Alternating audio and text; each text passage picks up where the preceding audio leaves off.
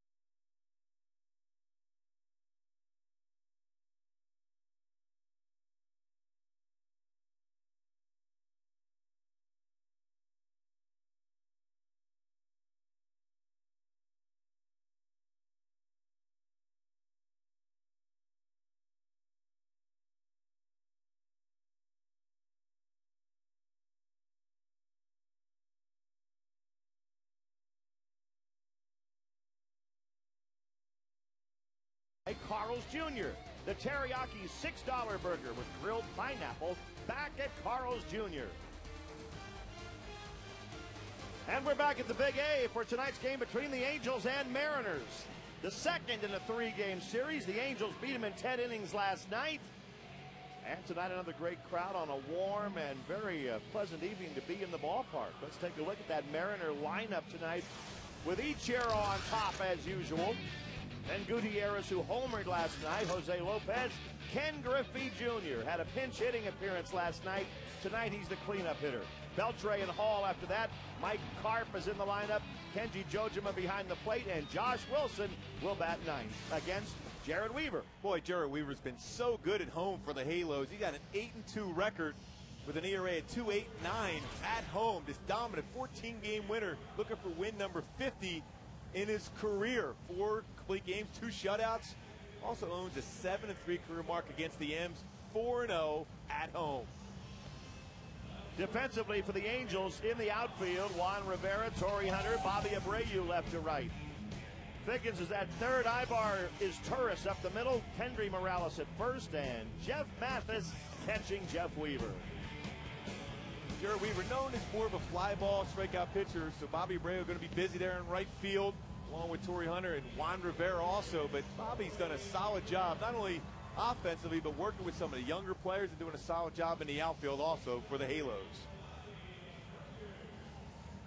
Well, the Angels, knowing already that Texas won again today, another double-figure game for the Rangers as they win 10-0 and trail the Angels by only 4 games in the West.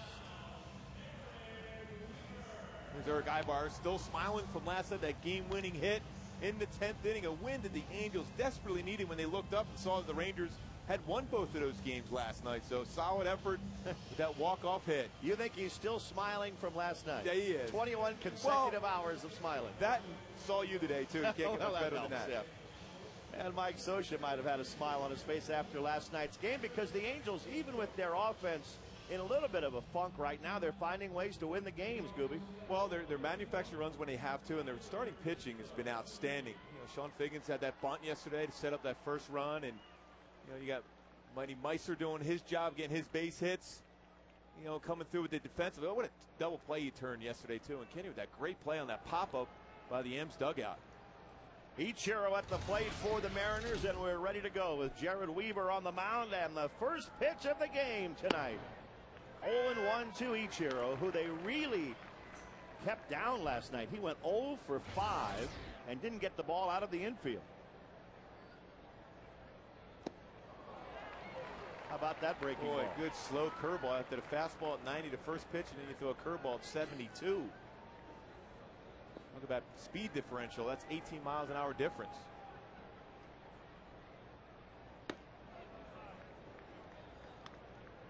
Scott Kazmir started last night for the Angels and kept Ichiro in check. He's only had one other 0 for 5 all season long. Ichiro earlier this year had a 27-game hitting streak. The best the Mariners have had this year. It ended on June 3rd.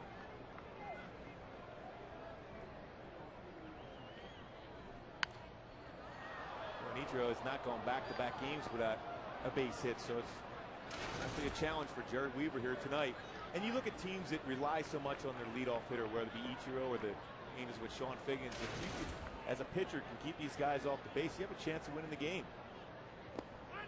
And Ichiro strikes out to start the game. Well, that doesn't happen too often. Ichiro didn't even run down the line either after this curveball was in the dirt. Really good breaking pitch. That was Kevin in front. Had a little different spin on it, because anytime a breaking ball hits that ground, well, he does it. I mean, when you look at Ichiro and his swing and his movement and his feet, it's certainly not textbook, but when you look up how many hits, over 2,000 in his career in the major leagues, it doesn't matter how it's done. It certainly can swing that bat. Franklin Gutierrez up there. He hit a home run in the first inning last night and has 16 on the season.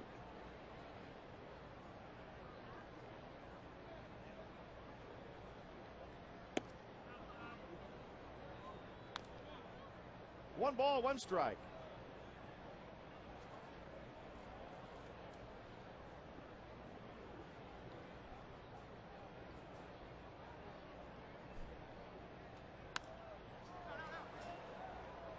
The Angels have won 4 of their last 5 ball games.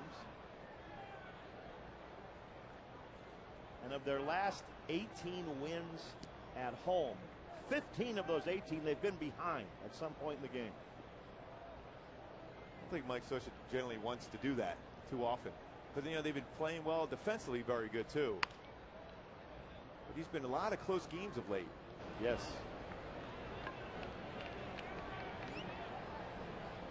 The team, 43 of them, comeback wins for the club. And I'm sure he'd like to be ahead of all these games, but the ability to come back, especially as these key games here in the month of September. Did he go around? No, he did not. Angel Campos, the first base umpire, said no swing. Two balls, 2 strikes to Franklin Gutierrez.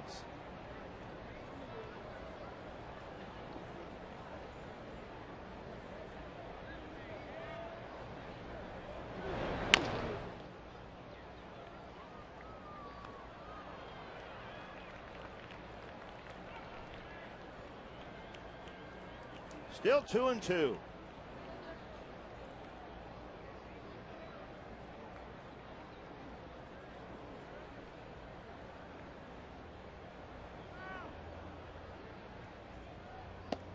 Check swing. That was a pretty good fastball on the outside corner, 91. Just missed. Bill Miller behind the plate didn't give Jerry Weaver that call on the outside corner.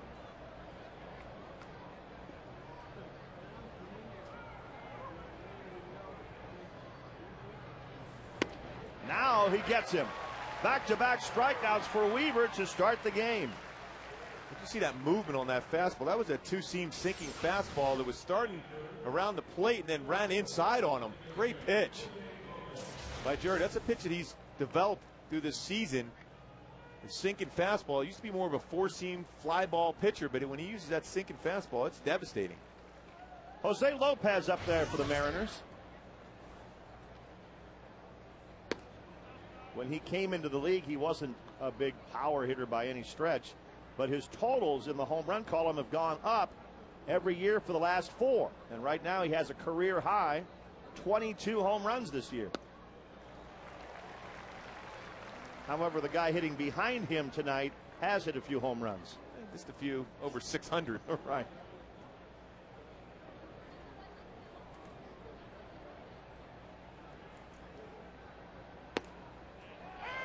Outside corner, strike 2. I'll tell you what, Jared's like a painter out there hitting those corners.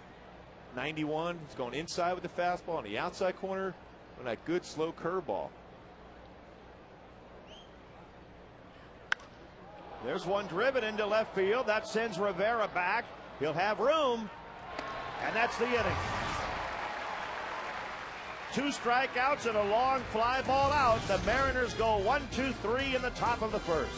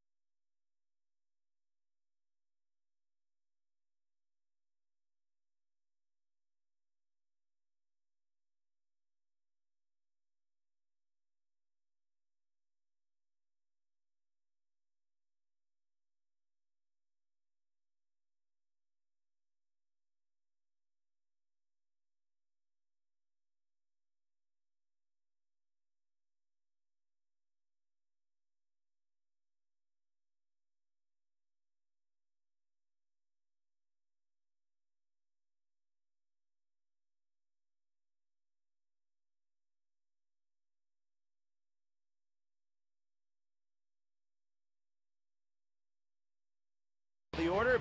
Then Vladdy in the cleanup spot. Torrey Hunter and Kendry Morales. Juan Rivera, last night's hero Eric Ibar, followed by Jeff Mathis. Facing right-hander Ian Snell for the Mariners. Ian Snell came over from the Pittsburgh Pirates, 4-1 with the M's. A nice job in ERA on their 5, but struggled as a member of the Pirates. Always had good stuff. When you talk about a guy that throws 90 to 96 with sink action on the fastball, a good curveball, above average slider, and a solid changeup. You wonder why the record is the way it has been throughout his career.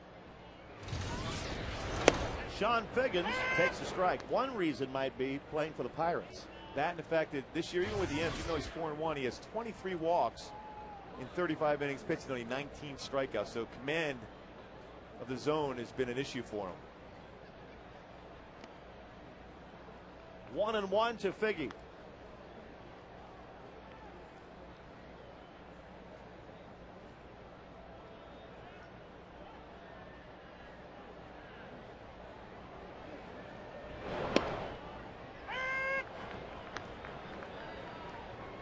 Figgins hitting .305. 3 homers, 47 runs batted in. 2-2. Texas won their ball game 10-0. It doesn't look like the Rangers will gain any wild card ground on the Red Sox. Boston is up 7-4 in the 8th at home against Baltimore.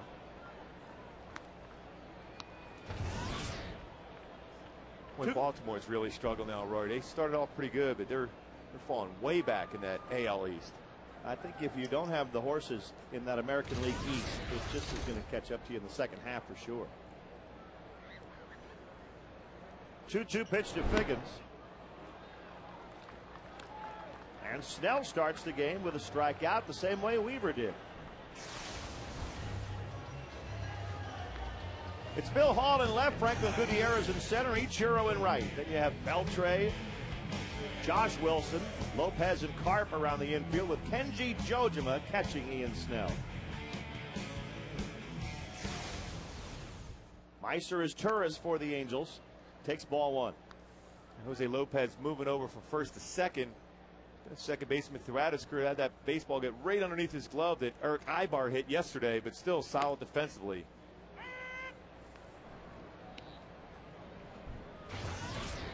1-1 to Meiser.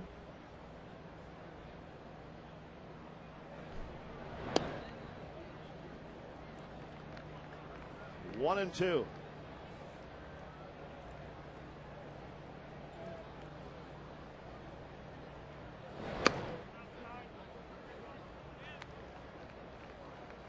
Always look at Ian Snell, a guy that definitely is a strikeout pitch, would be the slider, but throw 92, 93, and occasionally 96. He walks his Turris here. Impressive, but that's the thing that's got him. The walk. Got to try to keep away. Also, he's given up 6 home runs in 35 innings pitched over here in the American League. So set the ball to the long ball, not very quick to the plate. 151 to 159. Got a good move, but not real quick to the plate. He was 2-8 in Pittsburgh this year. Bobby Abreu with 1 out and 1 on.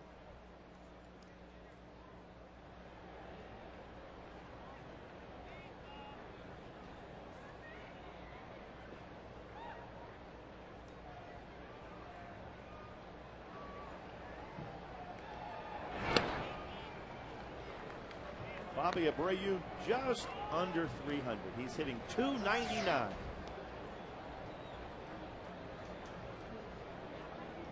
Well, maybe he is hitting 300, or else that's 1 percentage point off.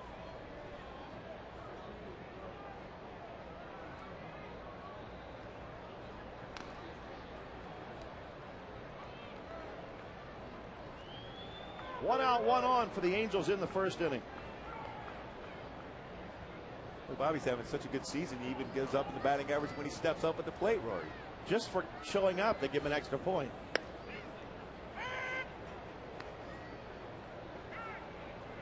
There it is. There it is, yeah. It's official now. There it is, 300. He's locked in. He was at 2,996. So they moved it up to 300 for you, Rory. Give him the benefit of the doubt. Yes.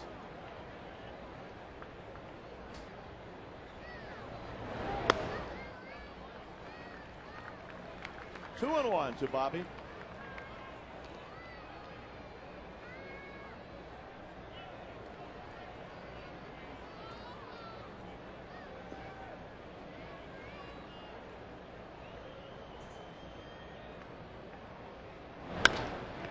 Off of Snell. Nobody would have a play on that, and it'll be a base hit right off the pitcher.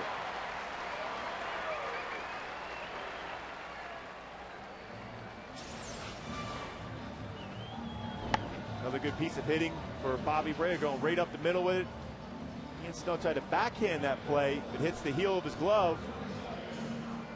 Once he finds that infield grass, it's going to be a base hit for Bobby. Now he's in some pressure situation. Now first and second, and with Vlad coming up.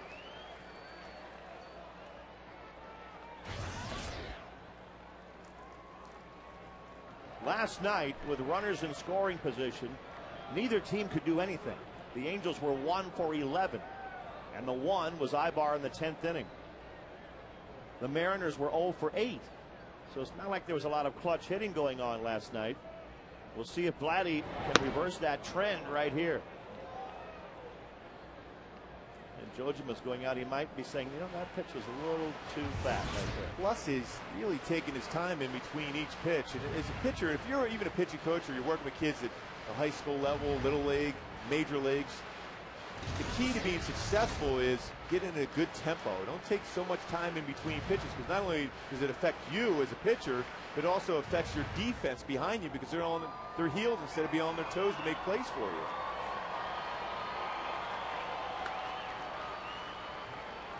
Vladdy getting ready, digging in to see if we get another fastball down the middle to go another big hack at it.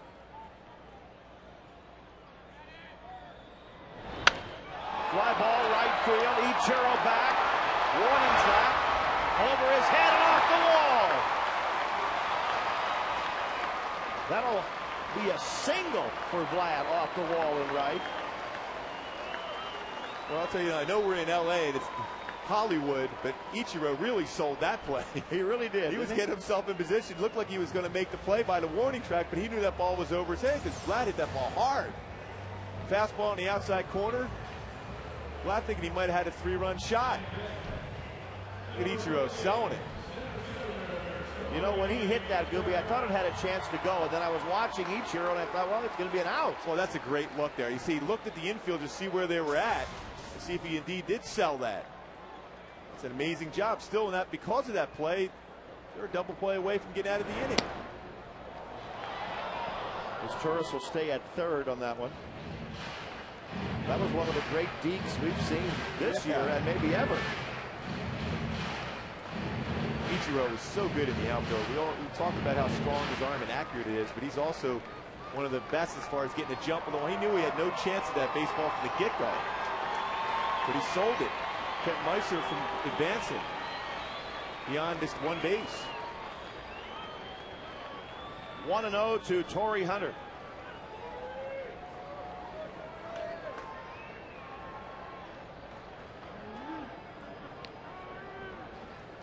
Bases loaded, 1 out. Now 1-1 to Torrey.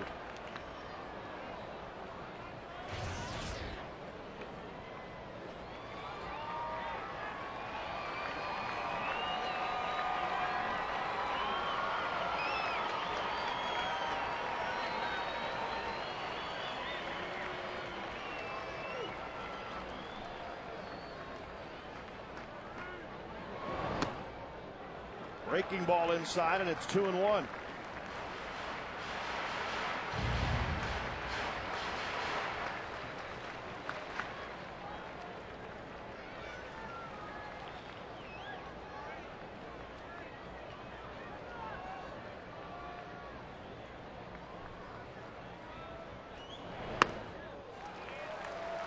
Three balls into strike to Torrey Hunter.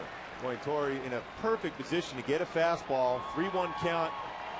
Snell's got to challenge him. They just got to get a good pitch to be able to elevate, get it in the air at the very least.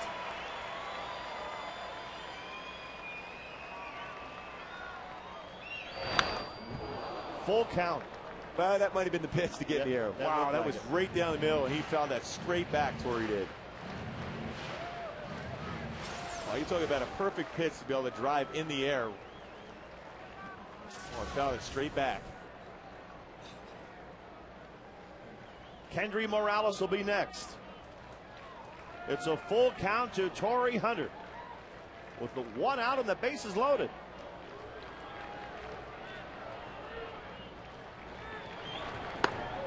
And he walked in a run. Hunter gets an RBI. The Angels lead 1-0.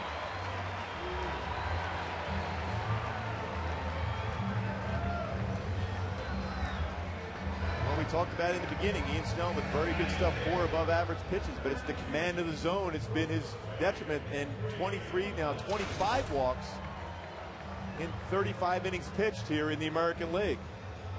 Can't afford to put that many base runners on in this league as compared to the National League. And yet he's had more success in this league from a win-loss standpoint.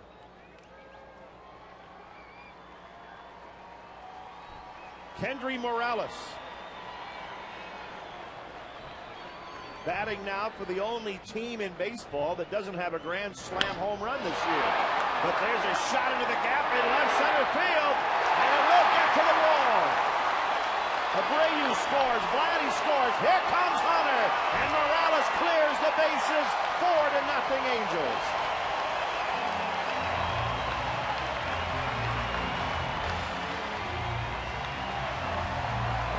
The bases loaded, double in the gap, almost as good. Boy, Kendry just keeps making that statement why he should be considered at the top of the list for MVP of the American League. It's a fastball on the outside part of the plate. He senses the pitcher struggling with the zone. Howard's Exmo shows that good swing the other way, trusting his hands. Getting that ball to the gap. He does have 30 home runs in the season, but when you look at Kendry Morales, you look at the guy that's more of a gap hitter from both sides of the plate, and that's what he did there. Scored all 3 runs.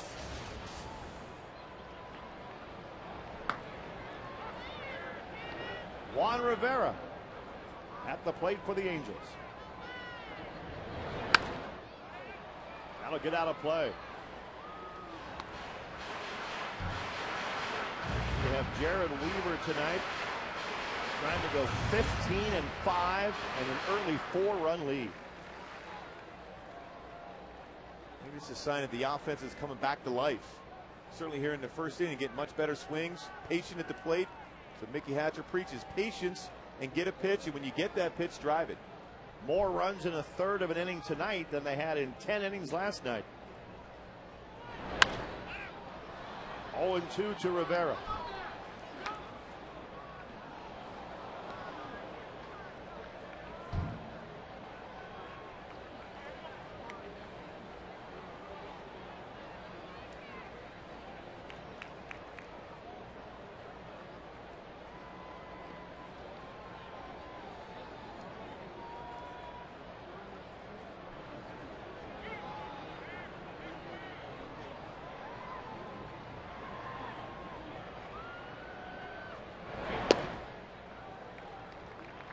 One ball, 2 strikes.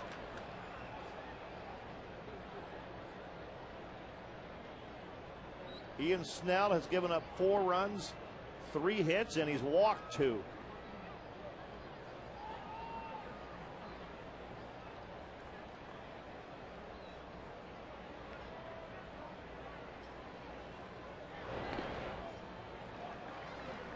Two and 2 to Juan Rivera. We talk a lot about tempo and rhythm for a pitcher, how important that is. You know, times with Irvin Santana with his great stuff, when he's on his rhythm and tempo, he's dominant.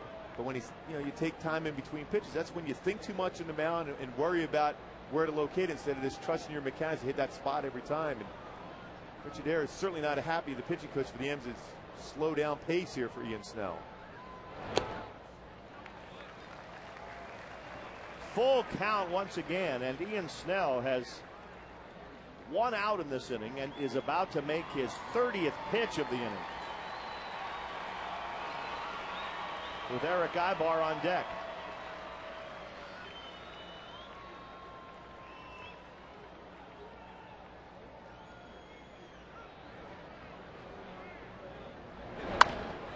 Line to right field, but Ichiro not deking this one. Makes the catch. 2 out.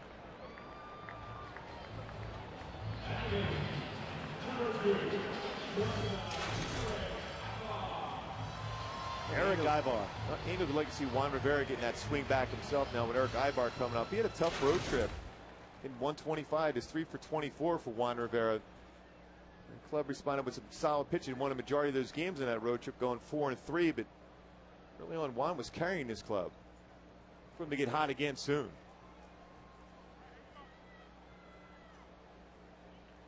Jojima going out to talk to Snell before Aybar steps in there. A long first inning for Ian Snell tonight. You think they hear each other talking through their gloves like that? No, that's why they take so long, because neither one can hear what the other one's saying. I never did that. Never talked into the glove. I was afraid it might answer back.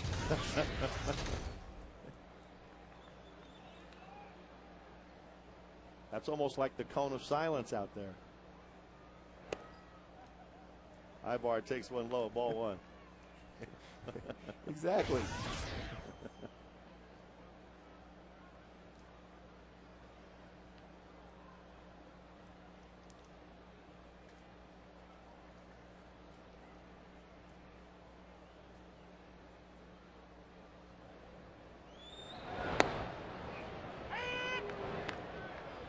One ball, one strike.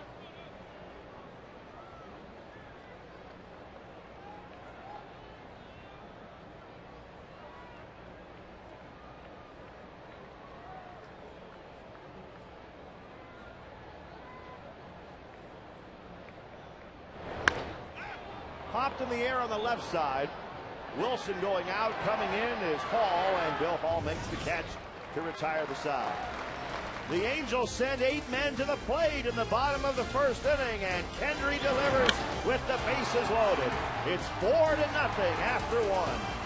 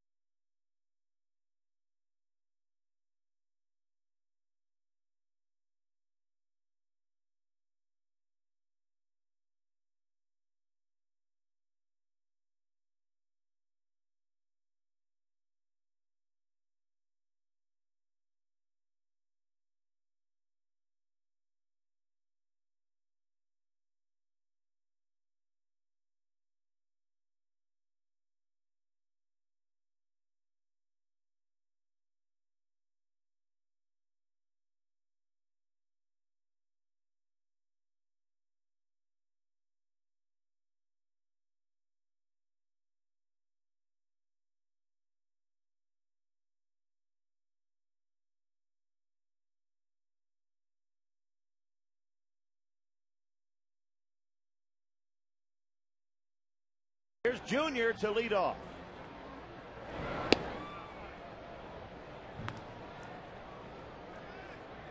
He struck out in a pinch hitting role last night.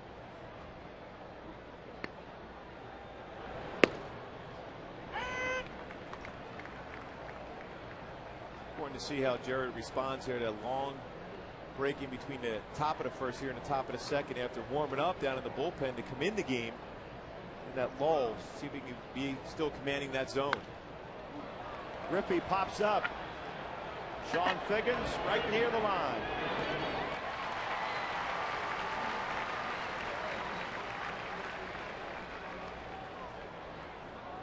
One out in the second. Weaver's retired all 4 men he has faced. And Adrian Beltre coming up now for the Mariners.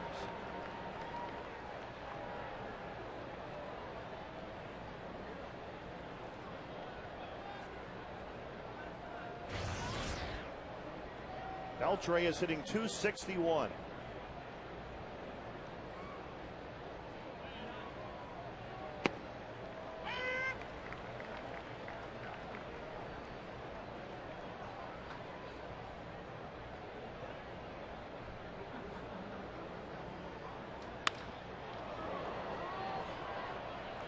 Easy play for Rivera. Kids, get ready for a straight-A semester with your very own Angels School Supply Kit this Saturday. All kids ages 2 to 18 in attendance will receive a free back-to-school supply kit courtesy of Frito-Lay. It features a pencil, a pen, a ruler, and more. I'm sure there's more than just that, but it's amazing. Great seats are still available. You can get them at angelsbaseball.com. And game time Saturday is 1:10 p.m. against the White Sox. The kids just love that phrase, back to school. Yep. And then when you throw in a free pencil, that pretty much seals the deal. Number two pencil. Yep. Bill Hall at the plate. Early on here, you can see why. We talked about the numbers of Jarrett at home, and in the season in general, he's going for win number 50. Boy, he's throwing the ball exceptionally well with good movement on the fastball. His curveball has been outstanding. 1-2 to Bill Hall. Boy, that's his perfect mechanics. You talk about repeating your pitches. That's what that curveball was there. Stayed on top of it. He's going to throw a slider in this spot.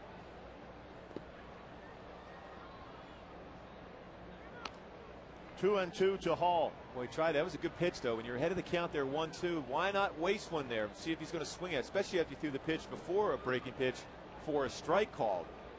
Expand his zone. Now coming right back again with a slider. And strikes him out. Weaver has 3 strikeouts, and it's been 6 up, 6 down against Jarrett. 4-0 Angels.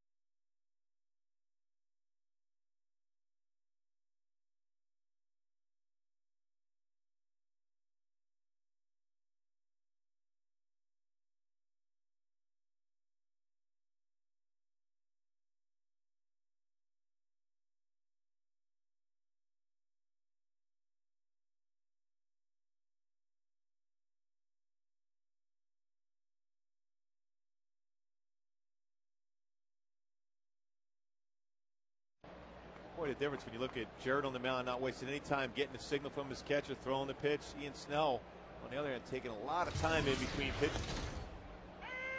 Jeff Mathis takes strike 1, starting the bottom of the second.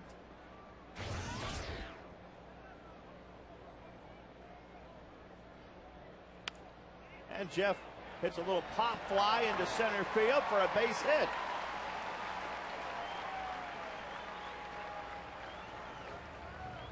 And the Angels with 4 hits, first time through the batting order.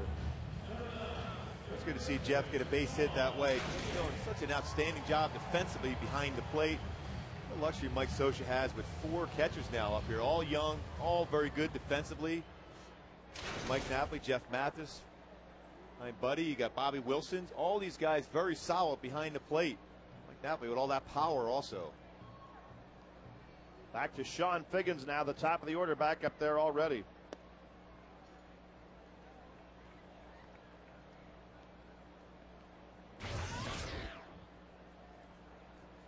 It's also good to see Mathis get a hit because he didn't have a good start to the week with Florida State losing their football game. He was not happy about that. It's a pretty good game, though. Back and forth game. But it's not going to make him any happier because they lost. No. Jeff, a one-time quarterback at Florida State. 2-0 to Sean Figgins.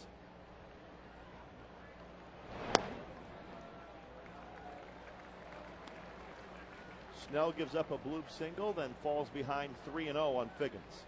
It's amazing the patience. Sean Figgins.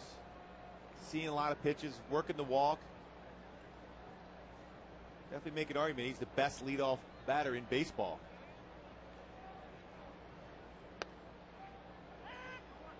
The guy in the other dugout's not too bad. They're both pretty good. Pretty good. Yeah, Ichiro with that high batting average, but doesn't walk a whole lot. But you got Sean Figgins who will walk a lot and also hit for a high batting average too. But Ichiro, one of the best we've seen in a long, long time come through. Well, Ichiro's hitting about 55 points higher than Figgins, and yet Figgins has been on base more than anybody else in the American League.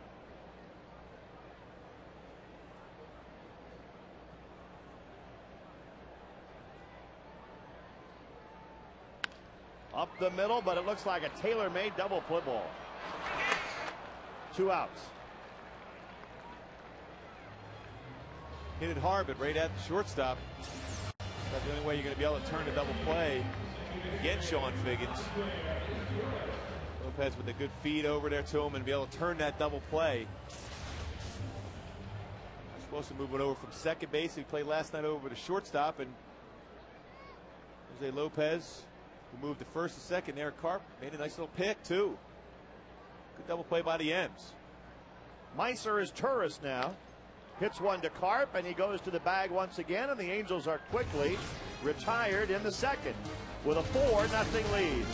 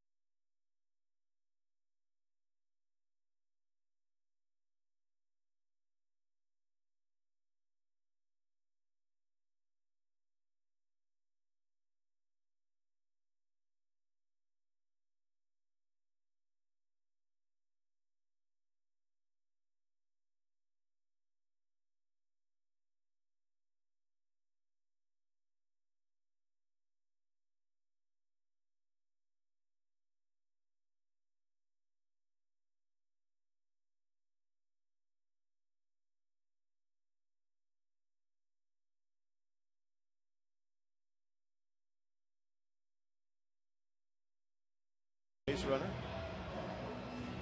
He'll face the first baseman, Mike Karp leading off the third.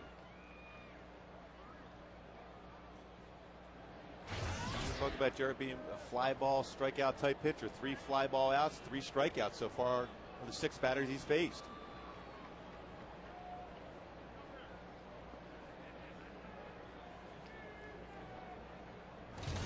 Mike Karp hitting .286.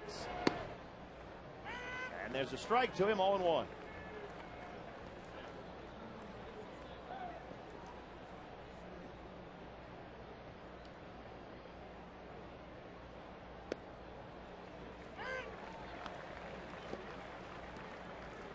He's mixing up his pitches. He's making it look easy right now. Well, that curveball, outstanding. Key for that pitch is not let that front shoulder fly open. And he strikes out Karp. 4 strikeouts through the first 7 batters for Jered Weaver. Another nice breaking pitch, too. Ahead of the count. Can expand the zone. Goes out into the dirt. Mathis, another nice job of getting the body in front, keeping it in front. Next one, you see Karp getting way out in front with that curveball. You see how the bat, hand off the bat. 4th strikeout now for Jered. Kenji Jojima, the Seattle catcher, up there. Fly ball, left center field, well hit. There goes Torrey Hunter to the wall, and there goes the baseball. Home run for Jojima on the first pitch from Weaver. The first hit for the Mariners tonight makes it 4-1 Angels. They didn't get a chance to quite get out even in time, but Jojima's had a lot of success against Weaver, hitting .414 before that at bat. 12 hits and 29 at bats. It's a fastball up and elevated out over the plate. Jojima drives out to left center. Jered knew that right away. Ball was gone. Go, Josh.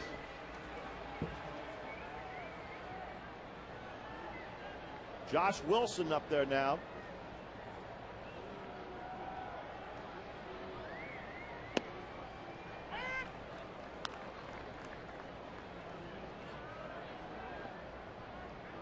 Home run of the season for Jojima. 23rd home run that Jered Weaver has allowed this season. Off the end of the bat for Wilson. And Weaver's ahead 0-2.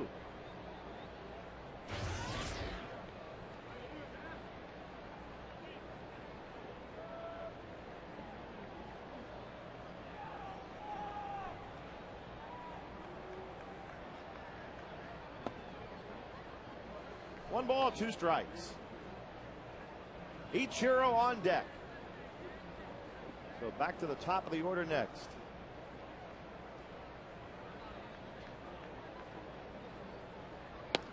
And Wilson down on strikes. Another strikeout for Weaver. He has 5, first time through the lineup. Now it's time for our Lexus Pursuing Perfection with Ichiro. Well, Ichiro, just that great swing. Not exactly the perfect stride, but he's running down the line as he's bringing his hands through the zone. But 2,000 hits, second fastest ever. 1,402 games. Ichiro with 2,000 hits. Getting the double in Oakland to get to 2,000. I have a 262 hits in a season. The way he leaks out and heads toward first, even before the swing is completed, how has he made that work for him? You know what he does, he trusts his hands. He leaves his hands drag back in the zone, so he's never, even though his body's out in front, his hands aren't. He keeps his hands back so well. Did not miss those pitches. Even we saw last night fouling off some great fastballs off the outside corner. So he has that ability. He's always been, though, susceptible to fastballs in. Which is surprising because he's leaking out like it is, but he leaves his hands back in the zone. 3-1 to Ichiro, who struck out his first time up tonight and is 0 for 6 in the series. And rips it through the right side. That leaves him 4 hits shy of 200 for this season, which will be his 9th consecutive season when he gets it. Well, you see how you see the front hip open up, the foot out in front, but the hand's still back in the zone. Be able to hit that ball through the hole between first and second. point replay. See how the hands are staying back in the zone. Even though the hips are out in front, he's stepping forward, but he keeps his head back. That chin stays on the back shoulder. It's the most important timing mechanism for a hitter. Franklin Gutierrez up there.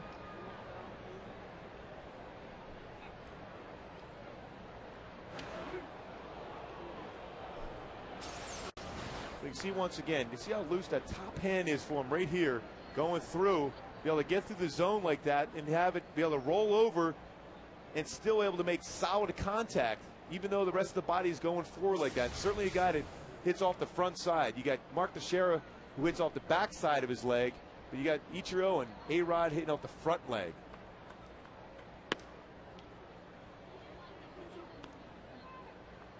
One 1-0 to Gutierrez.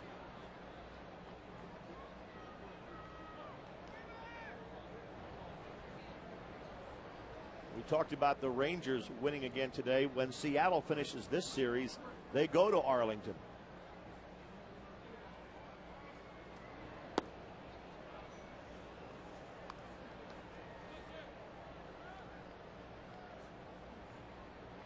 Two balls, no strikes to Gutierrez.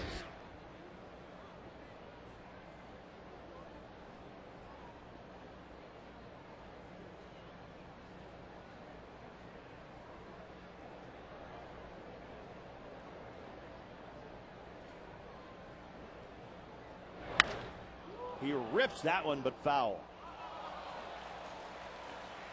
Nice play by the fan down the left field line. A hot one hopper down there. Watch the play. Rizzo made a nice play with the bare hand. The ball was hit pretty hard. The announcer down there in Baltimore, the old stadium, give that fan a contract. That's right. Great play.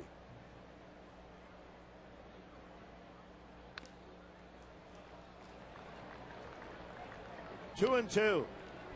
Yes, it does hurt a little bit, though, doesn't it? He's still looking, yeah. Next time I'm going to bring a glove.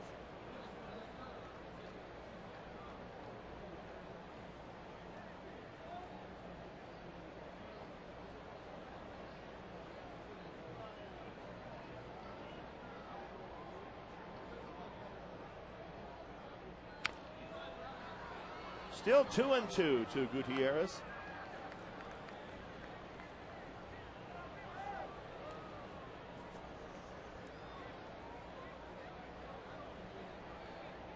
And when you make that play, somebody's going to buy you a beer and a phone call.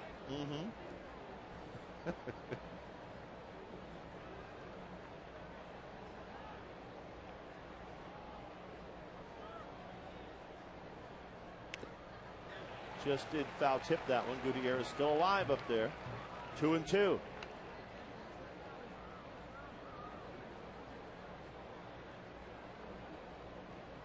Weaver had retired the first 7 until Jojima homered. With 2 outs, Ichiro a single. He's at first base now.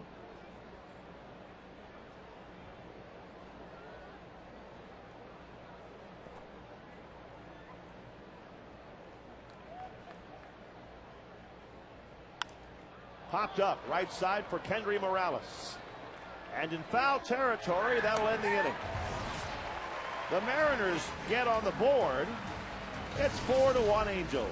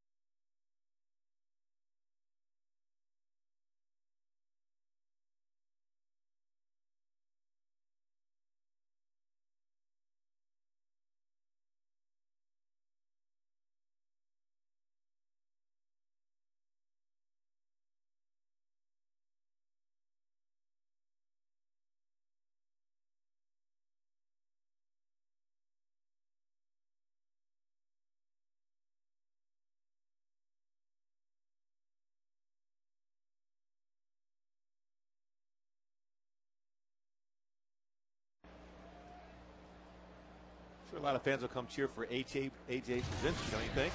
As always, yeah. Bobby Abreu takes strike one. Time for the U.S. Marine Corps leaders of the game. And Abreu is right there. He got his 2,000th hit this season.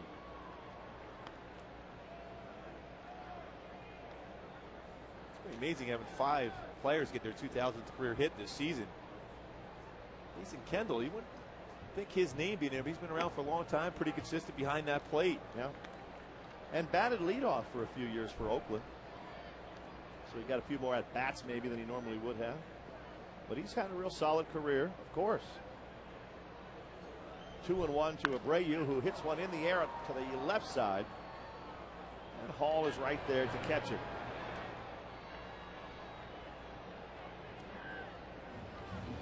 Fans, the Angels have an exciting ticket offer for tomorrow night. And it also applies to September 13th. You can still get upper view and lower box seats in the lower view for just $3. And the right field pavilion seats for as low as $10. You need the password. It's Figgy at angelsbaseball.com or the Angels Stadium ticket window. Vladdy bounces one foul, fielded by Beltre. Beltre trying to make like he was a wide receiver, trying to stay inside the line. Feel that ball, keep it fair against Vlad. Vladdy's already hit one off the wall tonight that Ichiro pretended like he was going to catch and held Vlad to a single. Then you had Beltre there trying to keep his feet in bounds. I was wondering why they try to do all this stuff to him. Right. 2-1 to Guerrero.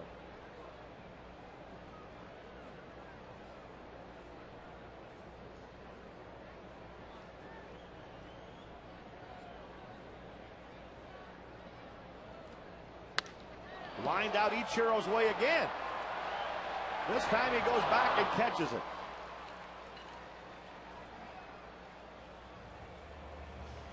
Two gone in the third.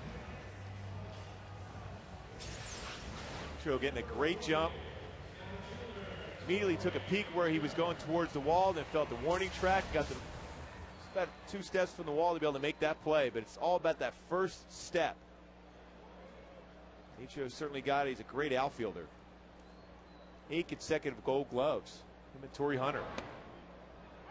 Torrey takes a strike. He doesn't just stand out there on his heels, does he? He's always stretching, moving, anticipating the ball being hit his way, and that's why he's been so good and so effective in the outfield.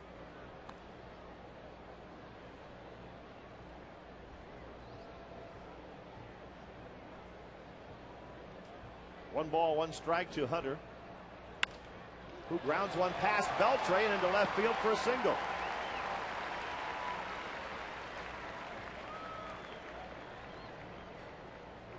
Now it's time for a jack in the box outside the box. Kenny Morales with the bases loaded gets a fastball on the outside part of the plate down, drives it the opposite way for a 3-run double. Continues to have an outstanding season. Now with 98 RBI on the season, Big Fly will give him 100.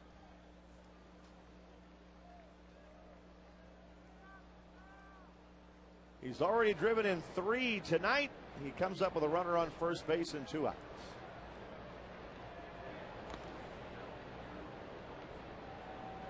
And he has plenty of innings left tonight. If you want him to get it tonight, he's going to have a shot. Well, I figured out the math. 2-run shot here will give him 100 right on the nose. Yeah, you have that nailed down.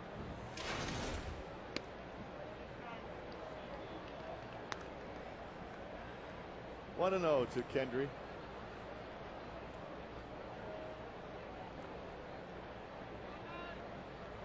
Funny you withheld that for a while. Well, that's all those years in the 8th grade.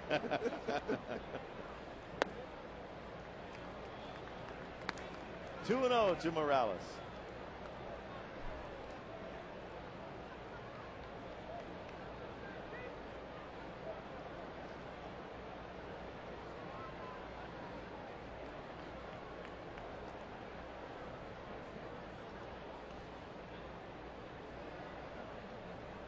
remember last night, Torrey got that big jump against Felix Hernandez to be able to get a 16th stolen base.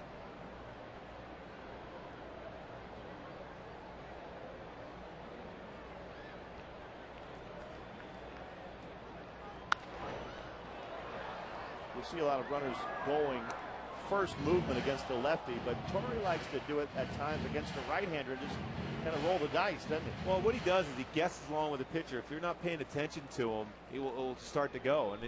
And good base runners identify pitchers that don't like to throw the first base, and/or they don't pay attention to certain runners, and that's when you get that big jump against them, even if it's a right-handed pitcher.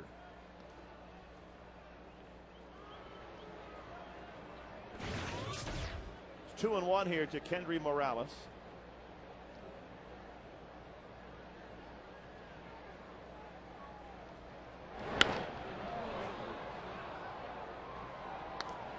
Two balls, two strikes.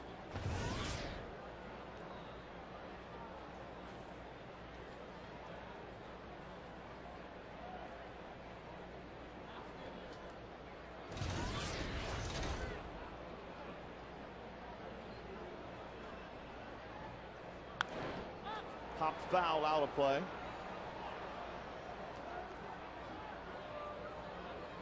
The Texas Rangers, the Red Sox, the Yankees, they all won their games today.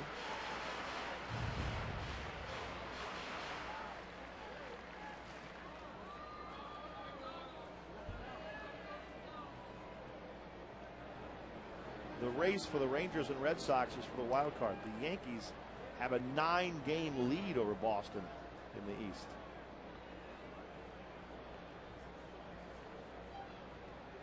Minnesota trying to hang it in there in that Central with the Tigers. Tigers losing tonight, and they won their game, but still 5.5 game deficit for the Twins. And Morales on an off-speed pitch goes down swinging. 3 innings in the books, and it's the Angels 4, the Mariners 1.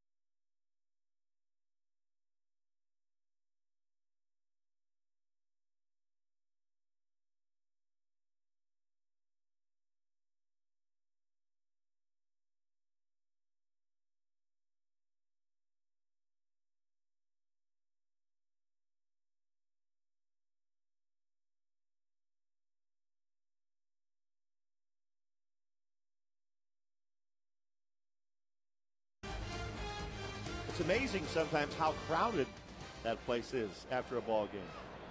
It's amazing how many people in the stadium are wearing Angel uniforms in red. Phenomenal. Sometimes we hear players from other teams even talking about it. First pitch fouled away by Jose Lopez.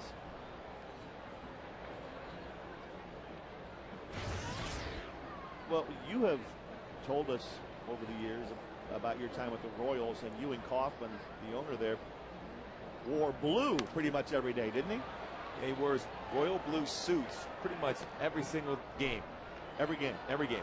Yeah, he would come around with the blue slacks and everything too, which was a great look. I'm looking forward to you wearing some red pants, some red shirt, Roy. That'd be a great look for you. If you do it, I'll do it. It's just a test of how fan strong you really are. If you're willing to wear some red pants over here, I'll give you some credit. I don't know if I'll make it if I do that with Roy. But I'll give it a shot. Okay. It'll require an appearance on the field without question.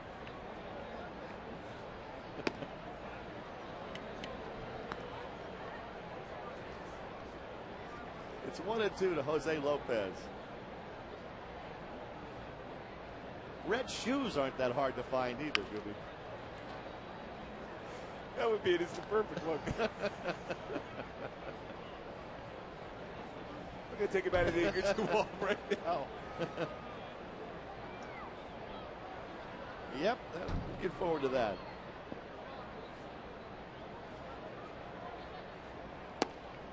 Outside and low, 2-2. Red Sox are available. Not hard to find.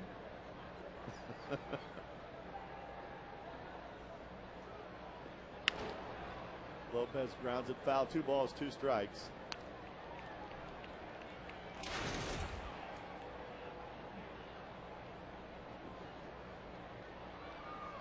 The hats are available in lots of different styles. In the color red. Lopez with a shot into left center field for a base hit.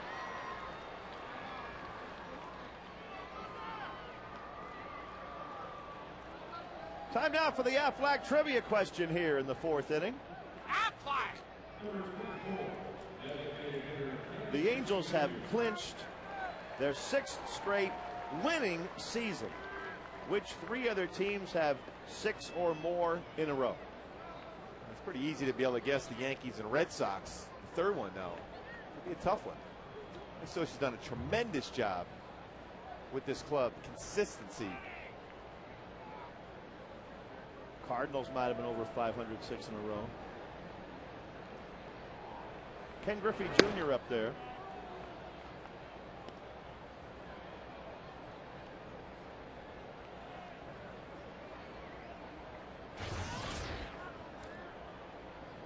It's amazing. 625 career home runs for Junior.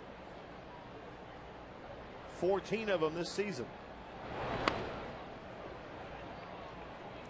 When he first came up with Seattle, the argument around in baseball, who was the best all-around player in all of the game between Bonds and Ken Griffey Jr. Well, I'll tell you what, Ken Griffey Jr. is about as good as any player I've ever seen. Tremendous outfielder. And just that smile and just the love of the game was something that elevated him more so than most any player during this era. Sounded like a broken bat that goes off Morales. They still have time to get Junior at first as Lopez advances to second. So that goes 3-4-3 to get one out. Well, there was a time too early in his career that Ken Griffey Jr. could fly. Not running quite as well now with some hamstring issues, some surgeries over the years when he was with the Cincinnati Reds. He looked like he had a chance at a double play, but Meister, nice job though by staying with that baseball and getting that out. Howard Exmo, you show just the perfect swing of Junior. Just got in on him, Jared did, to be able to get the ground ball, but that is the perfect home run swing. Even though Junior would always say he wasn't a home run hitter, would make that argument with it all the time. A lot of pitchers at 625 of them said, no, you were a home run hitter. I would say now you could probably pretty well make the argument that he was and is. Strike one to Adrian Beltre.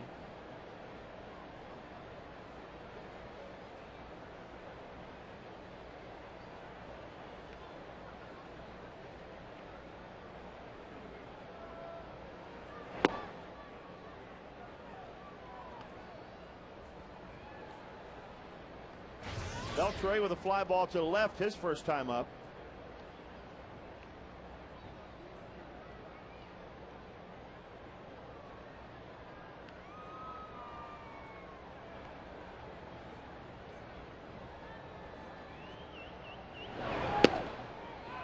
Throw behind at second base, but back in there, Jose Lopez.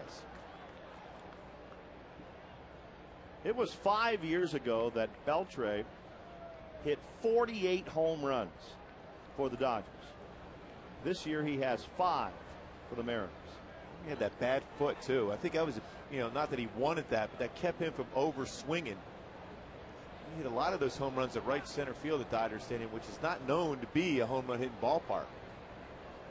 Not that Safeco Field is either up in Seattle. 2-2 to Beltre.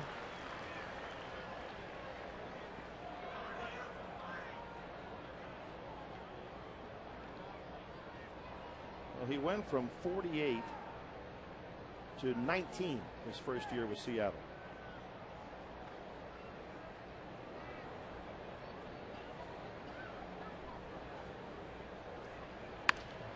And he rips one to third, backhanded by Figgins. What a play by Sean. That looked like a double down the line, but Figgins makes the diving backhanded play. Wow. That baseball was by him when he made that play. What about reactionary position at third base? What a tremendous reaction. That ball was scolded by Adrian Beltre. Not only makes the play, but gets up and makes a strong throw, gets him by 2 steps. Unbelievable play by Sean Figgins. And Weaver says, that's my guy over there at third. He's like, nah, you didn't just make that play. Wow.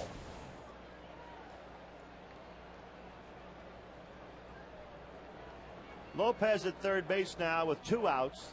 And Bill Hall takes strike 1 from Weaver.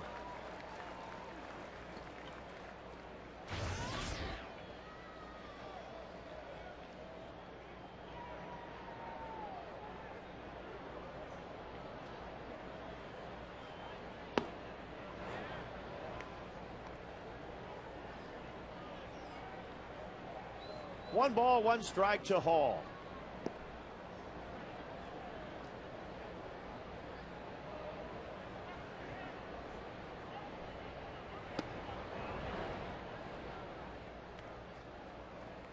The way the first inning was going, the Angels scoring 4 runs against Ian Snell, and Jerry Weaver just cruising along. But all of a sudden, this is a close game working right now. 4-1, man on third here with Bill Hall with his power up at the plate.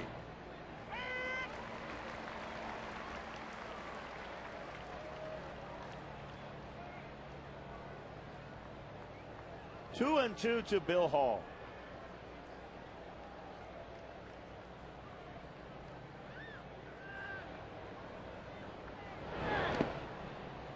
Blocked by Mathis. Last time up, he got him to swing at that slider in the dirt. This time, Bill Hall did not swing at it, but a nice, also solid effort by Jeff Mathis, getting his body in front, keeping in front, and not allowing that guy Lopez at third base to be able to score on a wild pitch.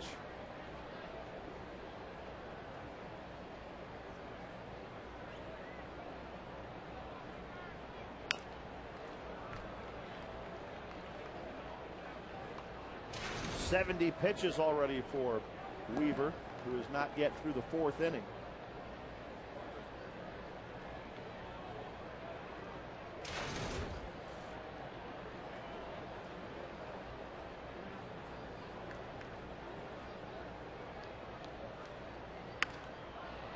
Another shot foul left field side.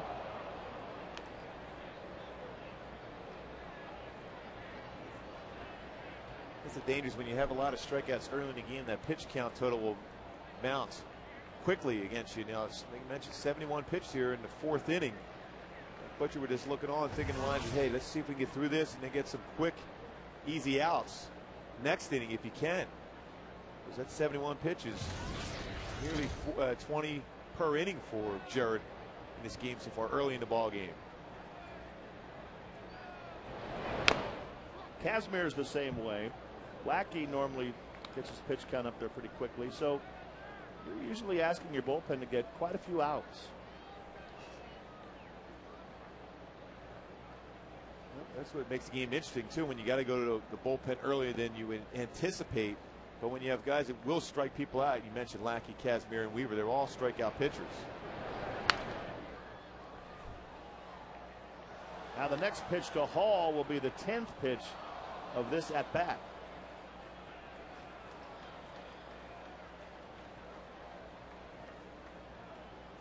Full count, 3-2.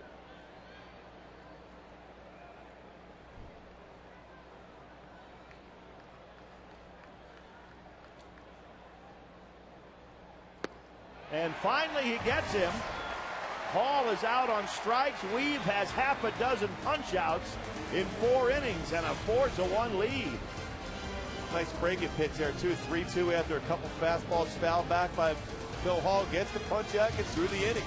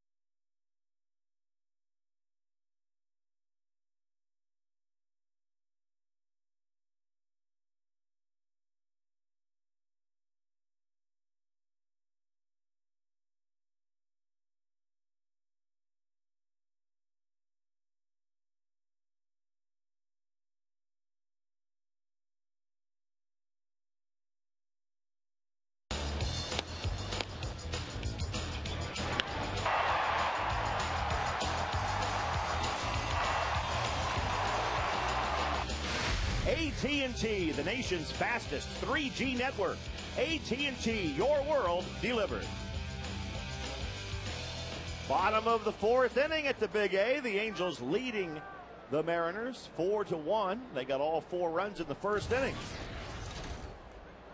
Juan Rivera leads off the 4th.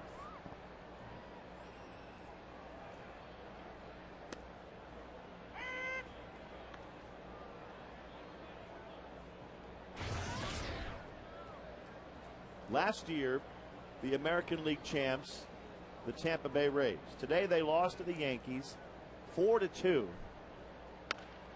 as Rivera grounds out to second base. We'll get back to that in just a second, but the Aflac trivia question and answer once again. Aflac! The Angels have 6 straight winning seasons, which 3 other teams have won more than they've lost 6 years in a row. Yankees, Red Sox, Phillies. It is surprising with the Phils being in there. I know they won the World Series last year, but it struggled for a long time. Right, the Jimmy Rollins coming aboard and Ryan Howard, Chase Utley. And they beat Tampa Bay. And what I was about to say, Gooby, is that Tampa Bay, by losing to the Yankees today, they are now 18.5 games out. That is amazing where they were last year. They were in the World Series. They ended up losing eventually to the Phillies. Nice play by Beltre at third. Boy, the 2 third basemen putting on a show tonight. Especially when you got to play up, too, with the thought that Eric Ibar, with his ability to bunt and get infield hits, Beltre's playing up in the grass there, but still able to make that catch and that line drive. Maybe this will be the year Figgy beats Beltre out for a Gold Glove. Figgy certainly would have to be in the running, don't you think? No question. Even though he had those couple errors last night, he's been amazing. Look at some of the games that Sean Figgins has saved with his defense. That game in which Joe Saunders beat Zach Greinke 1-0 here at the Big A was the glove of Sean Figgins that won that and preserved that game. 1-1 to Jeff Mathis.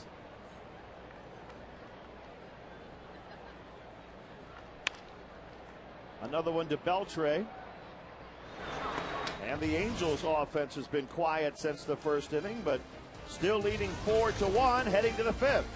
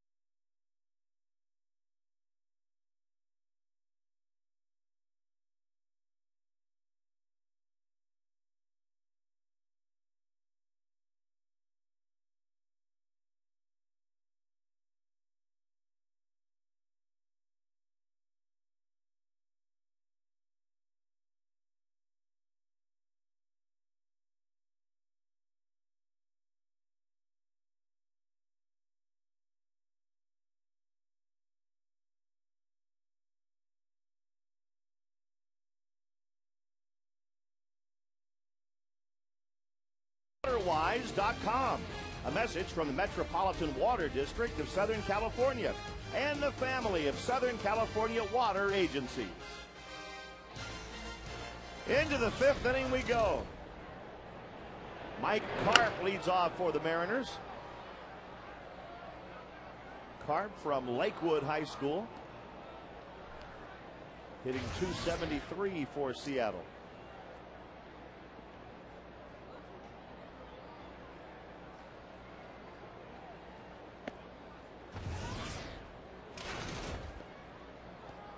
One ball, one strike to the Mariner first baseman.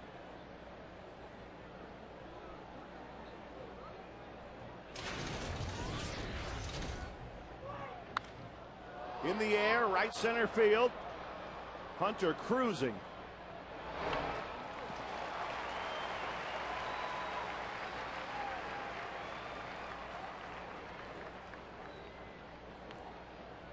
One out, Kenji Jojima up there. Jojima's home run, giving the Mariners their only run of the night so far.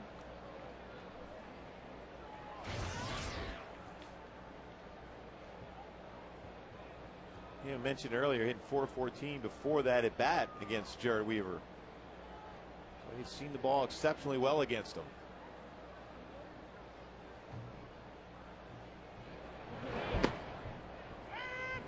The White Sox will be here at the Big A over the weekend. Tonight, the White Sox are in the 11th inning, playing the Oakland A's, tied at 3. On the ground to Figgins. 2 outs.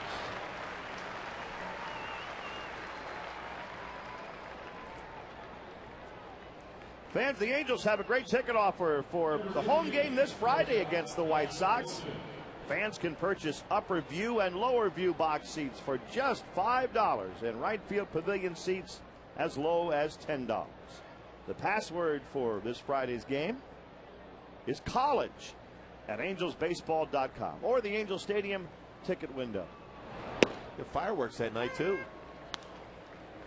Yes, Big Bang Friday almost always comes up on a Friday. It is amazing how that happens. Coincidence. Josh Wilson up there at the plate for the Mariners.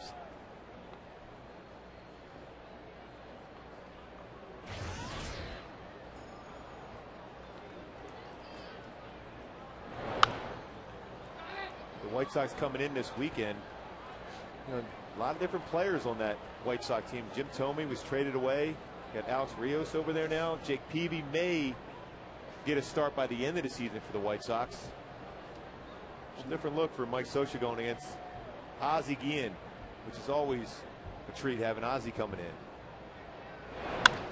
There's a shot into left field by Wilson. Rivera has it go over his head. And that'll be a 2-out double. And it'll give Ichiro a chance to try and drive in a run. Josh Wilson gets that hanging breaking pitch out over the plate, drives it. Good carry on that ball too, and one hops the wall for a double there. Now given an opportunity with Ichiro up, they'll get the M's even closer. The Angels with a 3-run lead, but the Angels have not scored since the first inning.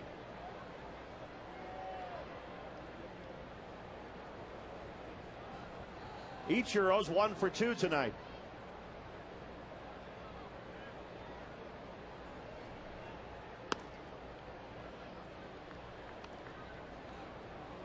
Have you ever watched him take batting practice, Scooby? He hits probably more balls over the fence than anybody else on the team. It reminds me of Wade Boggs was like that too. Another guy that hit about 330, 340. I think the timing and mechanism, how he has his legs connected like that to be able to make sure he's not flying out there too quickly. But getting back to Wade Boggs and Ichiro in batting practice, they hit the ball so far, but they don't want to waste the batting average for power. See out there in front side hitter tried to keep his hands back, but the all-speed pitch was a very effective pitch against a guy who's out in front like that. It's a swing and miss. Pop fly, shallow left, Rivera out, Ibar is there, Rivera makes the catch. And the Mariners are done in the 5th.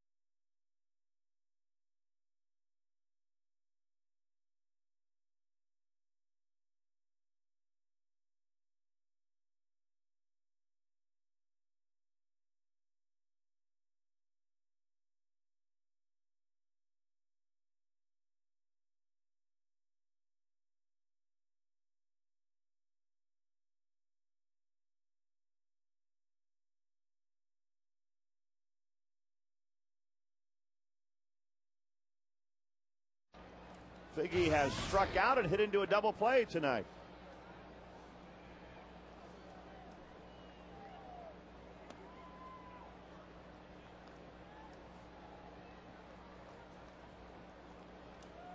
One ball, one strike to Figge.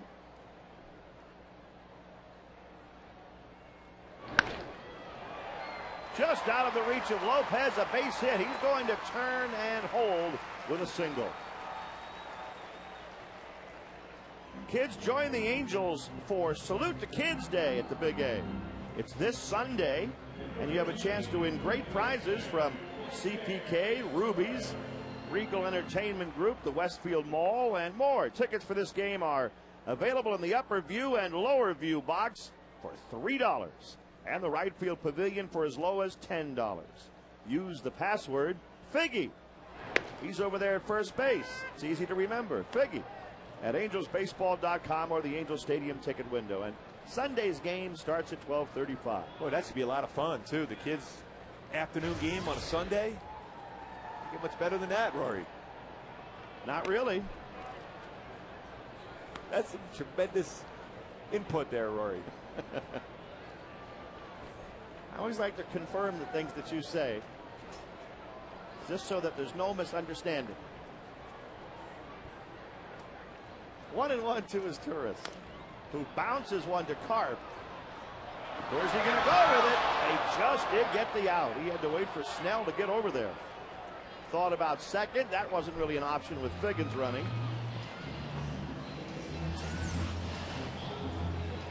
Boy, a chopper like that, there's no chance to be able to get that play at second.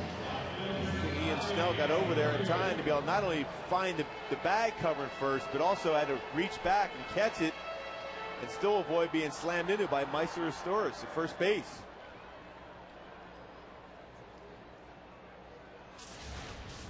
Sean Figgins, with that speed he has, that possibility of a double play, even getting the lead runner. You're not going to get a double play on a chopper like that anyhow, but Sean Figgins going hard in the second, himself in scoring position for a guy that drives in a lot of guys with 91 RBI for Bobby Abreu.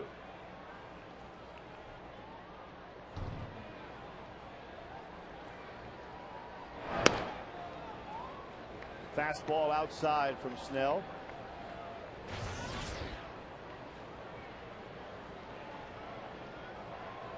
Ian Snell in the first inning threw 33 pitches and gave up 4 runs.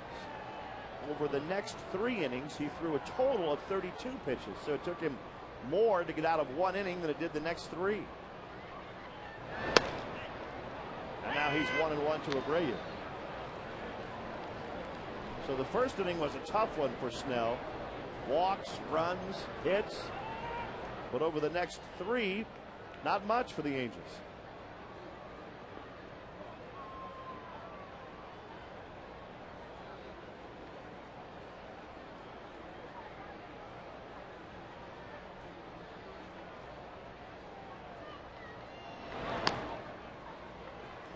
Two and one to Abreu. So I'm thinking, trying to get an idea if he can get a jump on Ian Snell to be able to steal third base. Adrian Beltre is playing far away from the third base bag, so if he can get a good jump, he should be successful stealing this base. The key is Ian Snell is giving him a lot of different looks back at second, not giving him a chance to get that big jump.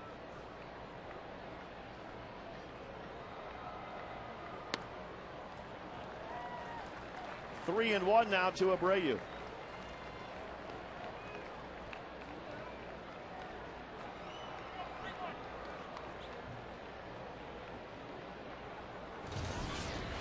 You mentioned earlier, good base runners study the pitchers and figure out which ones don't like to throw to first base.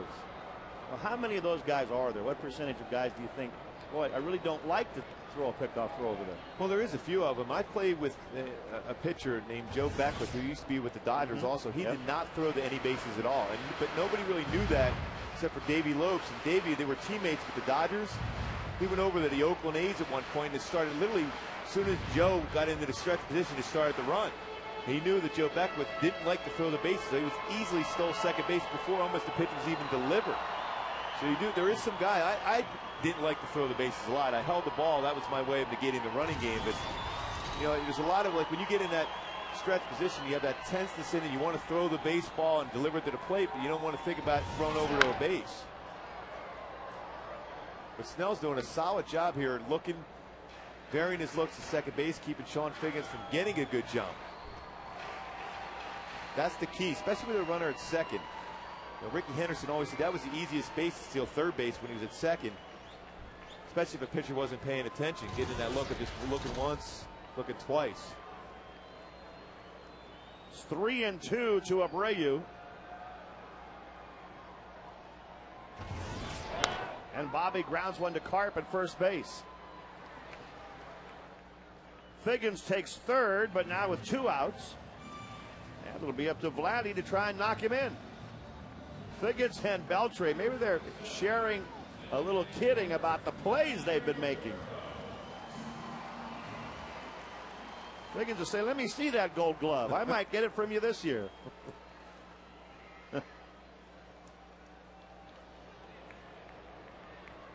Beltre comes in on a bunt as good as anybody the game has ever seen. That includes Scott Rowan, Mike Schmidt. He's very good at that play. Dino Ebel has always said that Beltre is one of the guys that stares at him more than anybody else. Tries to get the signs, always checking Dino out to see what he's doing, wants to figure out what the Angels are going to do, and will even at times ask Dino, what's up? And Dino has said that he'll tell him, I got you making an error on this play. And then Beltre will back off a little bit. Every once in a while, hey, by the way, we're putting a hit and run on here now.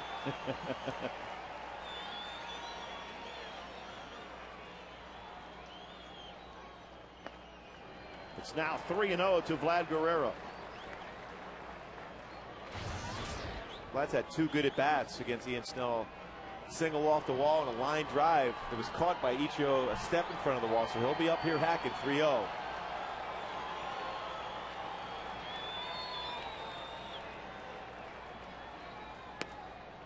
Maybe not. Whom a slider it looked like. On a 3-0.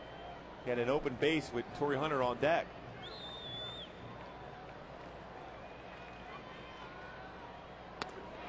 And Vladdy draws a walk.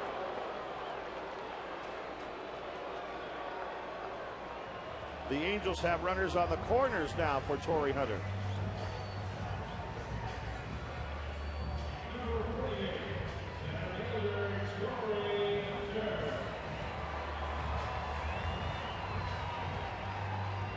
Look over at third. You'll have Beltre, Figgins, and Dino.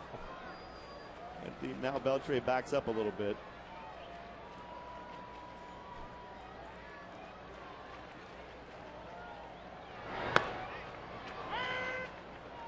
Strike one to Torrey.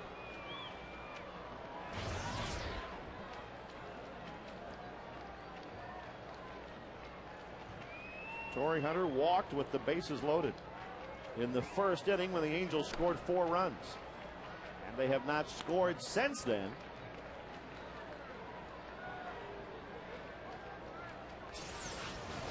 Torrey in that spot. You know, you got Vlad there also right there taking that pitch right down the middle, which you think in line Vlad's up there hacking all the time. And that was a pitch that you would think he was going to drive. But every once in a while, Vlad will go up there determined to take a pitch no matter what. I figured he was going to get that same one, possibly 3-1, but that one was out of the zone. He ended up getting a walk. 2-1 to Torrey Hunter. 2 balls, 2 strikes.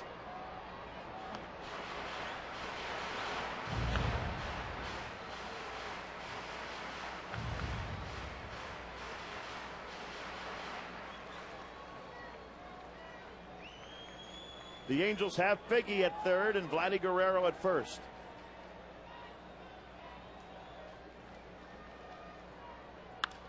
Torrey hits one hard to center. Gutierrez goes back and catches it on the warning track. The Angels leave 2 on, and after 5, it's still 4-1 Halos.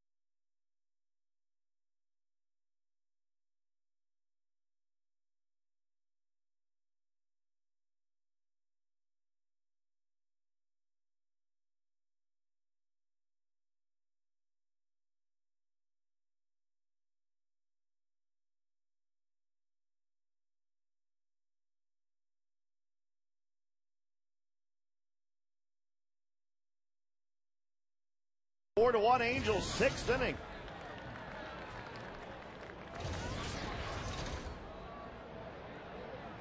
Franklin Gutierrez to lead off for the Mariners.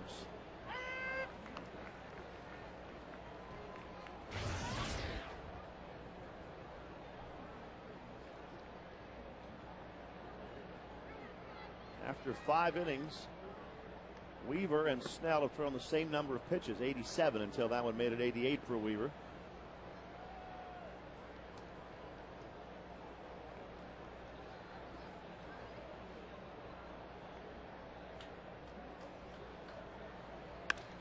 And there's a shot right at Rivera. He's got it.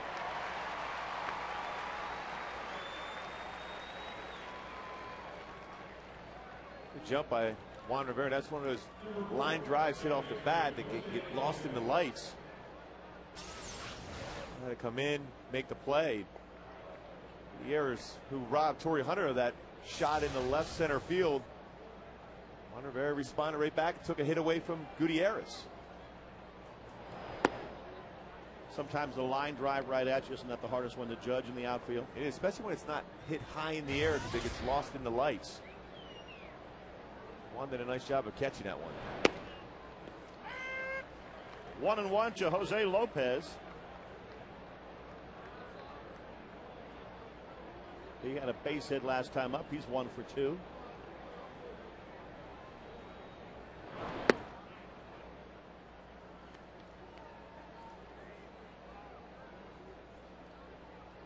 Lopez is back at second base tonight. He played first base last night.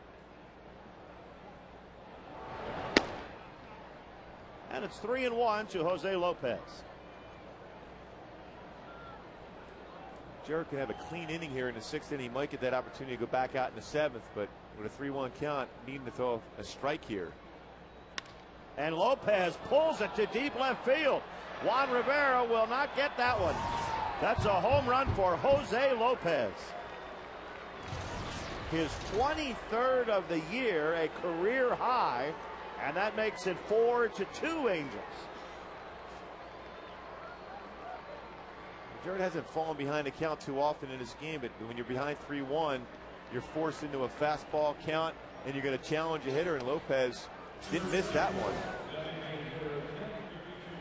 Fastball, one on the outside, a ran back. Jared knew it right away. All he could hope for, it didn't quite square it up, but he did. Got it back in the M's bullpen. Here's Junior, who fouls one back. So the Mariners with 2 runs tonight on 2 solo home runs.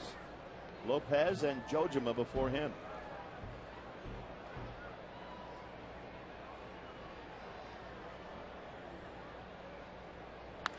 And there's a drive to right field by Griffey. Abreu makes the play. So the Mariners are getting some pretty good swings in this inning. They've had 2 lineouts and a home run. Well, Jared is, he's getting some pitches up, and our Xmo replay shows one of the premier swings the game has ever seen. Got it out in front. Boy, what a good swing, but just got underneath it just a tad to be able to hit that out to right field for an out. Here is Beltre.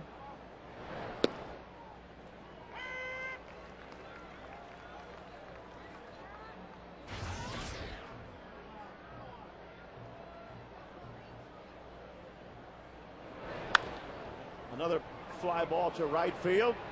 Morales going out, Abreu coming in, and off the glove of Kendry Morales. That's a fair ball. Beltre stumbles going around second, but he'll get back.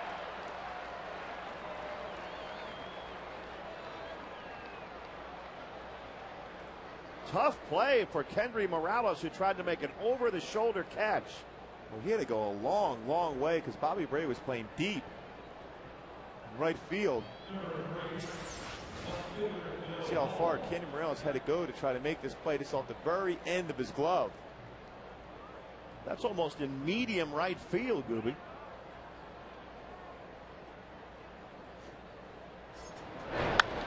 See how far Kendry has to go. He's playing towards the base, first base. He's all the way out there in the outfield trying to make that play.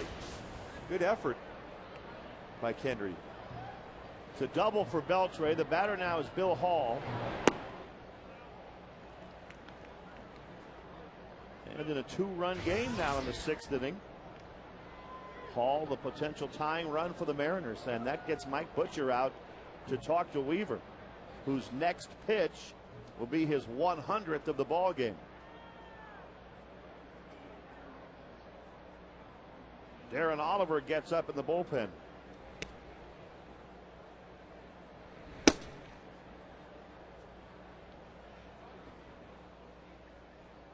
Fans, this Saturday the Angels will host their 2nd annual Angels Animals Night at the Big A. Join the Angel Wives in the Orange County Animal Care Center from 4 o'clock through the 2nd inning at the home plate gate where the hats are. Fans can buy mystery bags that contain an autographed baseball from an Angel player or a coach, and all proceeds benefit the Angels Baseball Foundation and OC Animal Care. Talk about a big point of the game right now for Jerry Weaver and the Angels. Clinging on to a 2-run lead, the man on second, and Bill Hall. Although he has 1 home run this season for the M's, he's got power. 35 home runs in a season for the Milwaukee Brewers.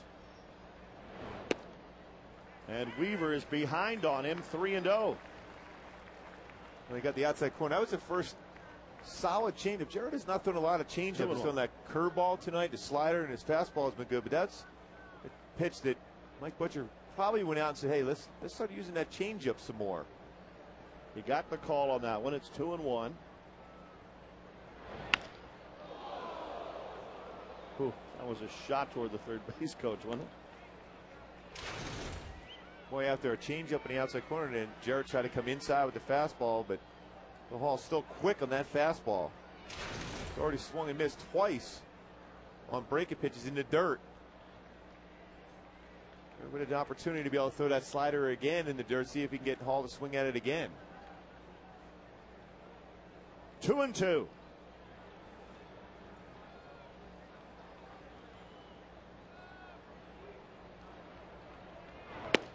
Got him looking, strike 3. Weaver gets the big strikeout to get out of the 6th.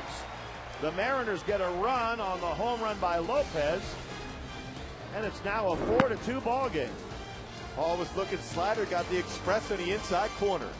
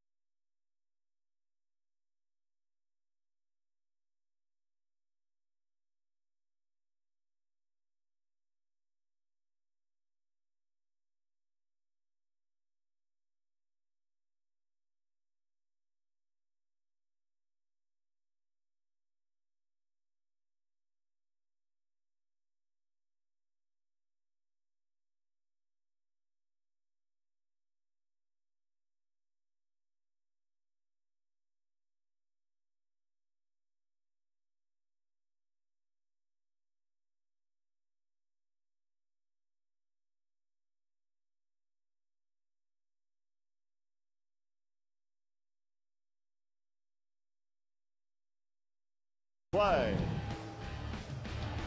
The bases were loaded on this one, Gooby. Boy, good swing in that outside corner fastball. Kenny Morales continues to perform. 3-run double, giving him 98 RBI. Designed for the extraordinary Land Rover. And there he is, stepping in to lead off the bottom of the 6th.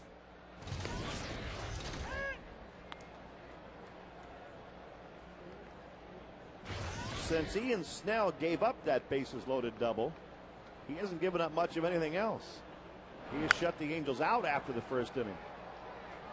Well, you wouldn't think he'd be even in the game at this point after that first. He looked like he had a chance to get knocked out that early. He responded well, throwing a lot more strikes since that point. He's walked the batter since that first. Well, except for Vlad there, that last inning, so he's been around the zone.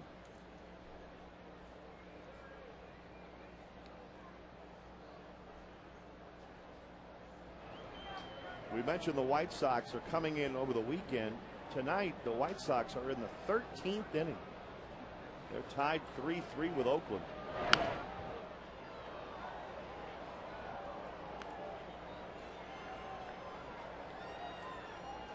No balls, 2 strikes to Kendry Morales.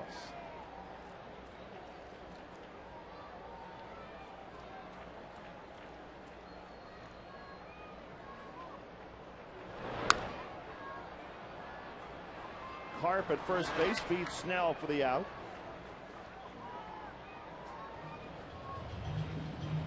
Even though the Angels beat the Mariners by a run last night, Seattle has won 13 of their last 17 one-run games. So the Mariners have been very good in situations like this, close games, and it has kept them above water. They have a winning record this year. They got a very good back end of the bullpen. It's been the key for them.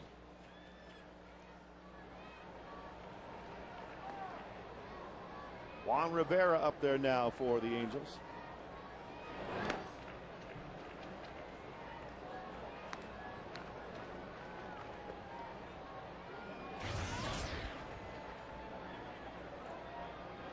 Juan Rivera right now, that's not him.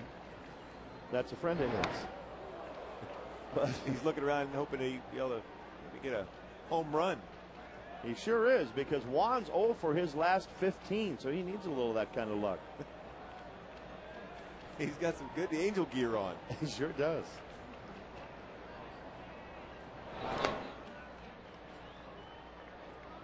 The count 3-0 to Juan Rivera.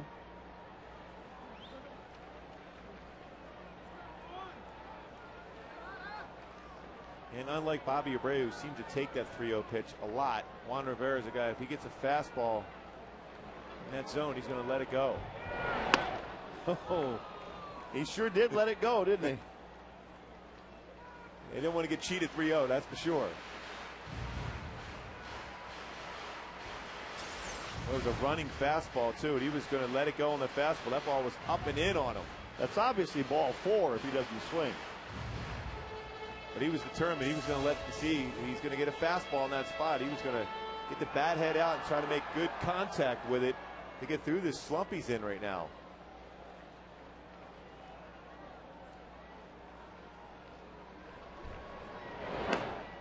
That is ball 4. 1 out, 1 on for the Angels with Erick Aybar coming up.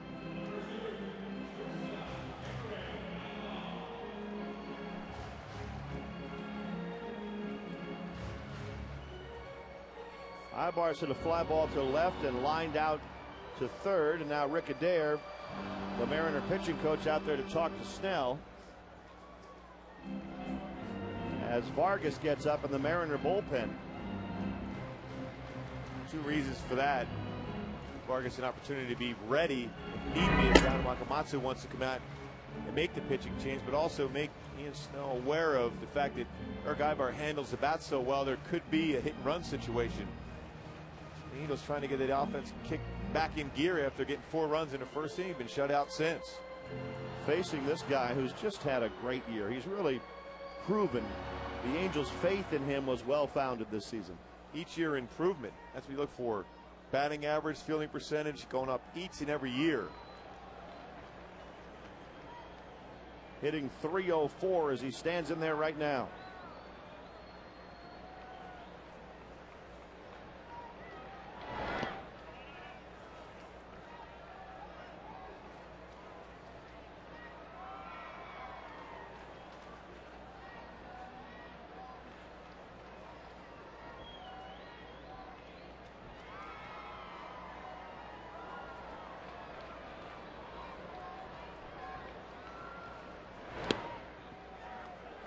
And Snell now, after giving up the walk to Rivera, is 2-0 to Ibar. Beltre trying to break that negative momentum. A lot of times when a pitcher throws a lot of pitches out of the zone, you just get that muscle memory of the release point. Just step back, take a deep breath. What Adrian Beltre tried to have him do, just to clear the mindset of pitches out of the zone. 3-0 to Erick Aybar.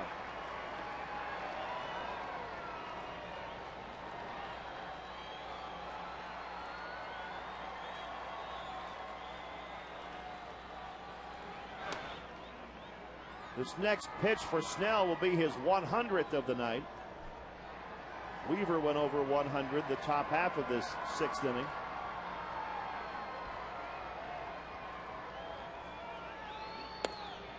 And there's a walk to Aybar on 4 pitches. That might be it for Ian Snell, especially when you throw a pickoff throw.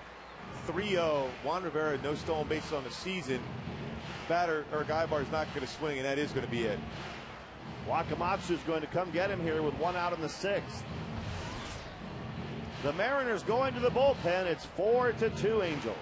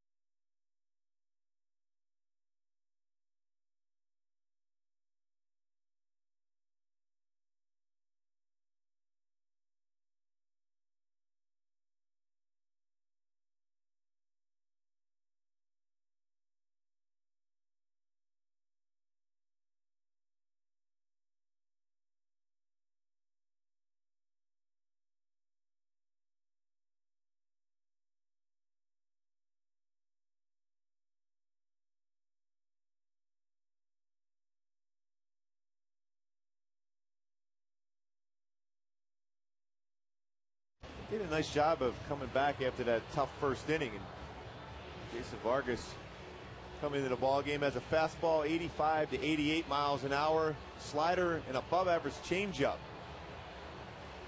He's a guy who can start and come out of the bullpen for the M's.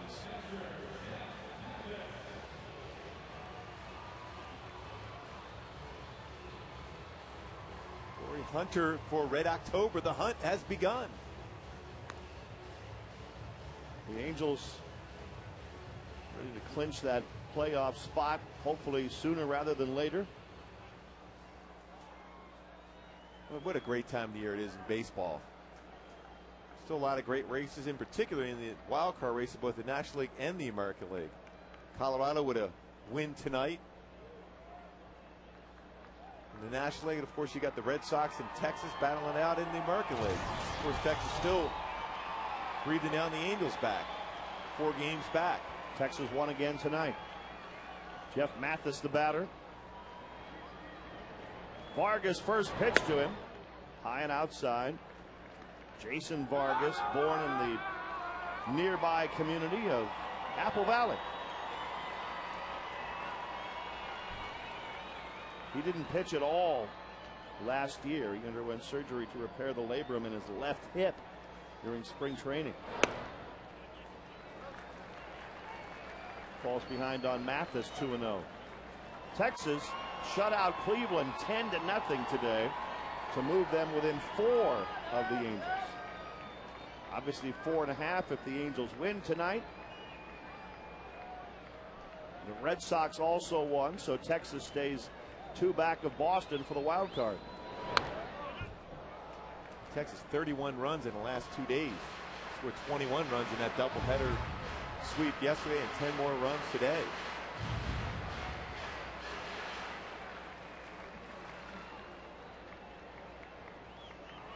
Rivera at second, Ibar at first. 1 out here in the bottom of the 6th. The Angels trying to open up a little bigger lead right here. And a pickoff throw to second. They almost had Rivera.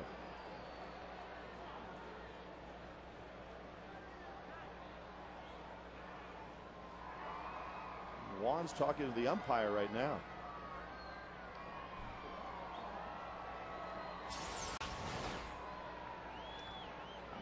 He had such a late reaction. Now looking at that replay, I think he was blocked out by Cousins.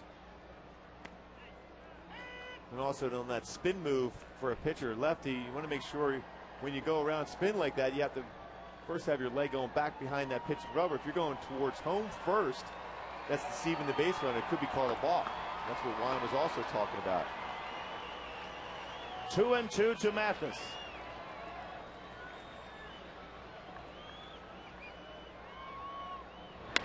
Line drive caught by Beltre.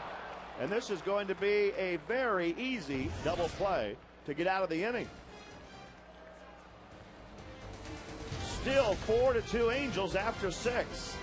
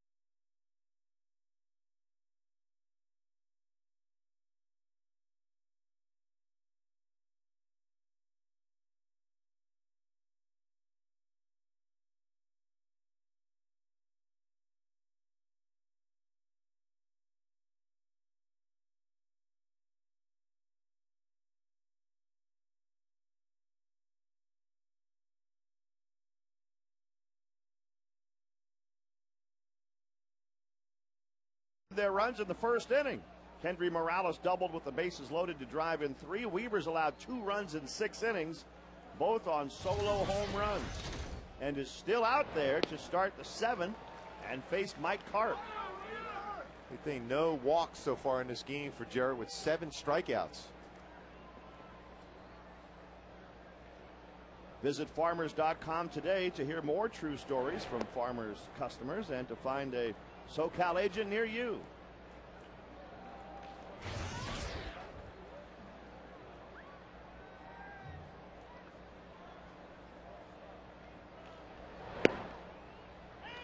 One and 2 to Carp.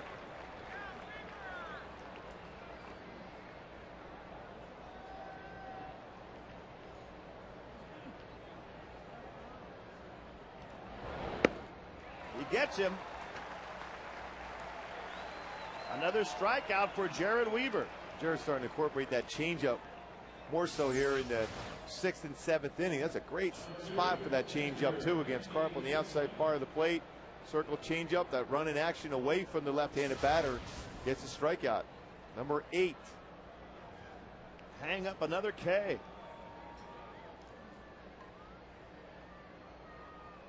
Kenji Jojima has one of the solo home runs off of Weaver tonight.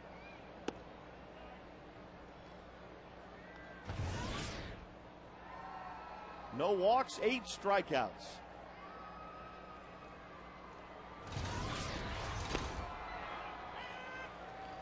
There's that changeup once again.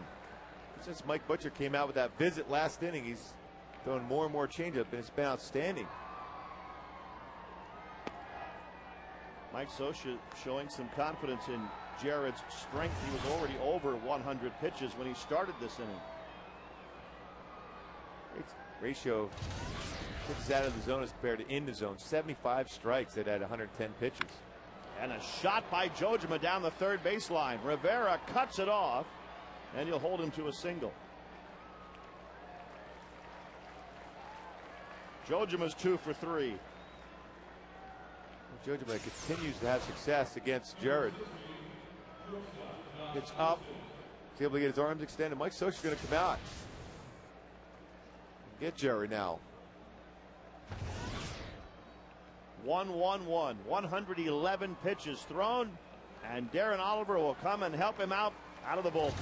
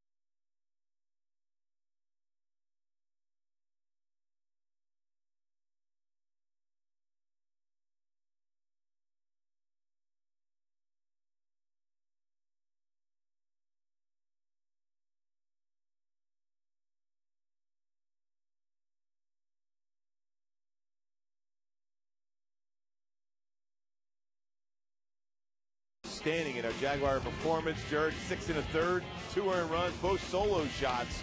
But the way he set up the hitters, both him and Jeff Mathis worked so well together. Dominant. And you can check out the new R Performance vehicles at your local Jaguar dealer or on JaguarUSA.com. Weaver's in line for a win if the Angels bullpen hangs on to it. Darren Oliver, 4-1, 2.83. 50 games pitched, too, for Mike Scioscia out of the bullpen. Also a couple spot starts, too, for Darren Oliver. Facing Josh Wilson here. His breaking ball is in and over.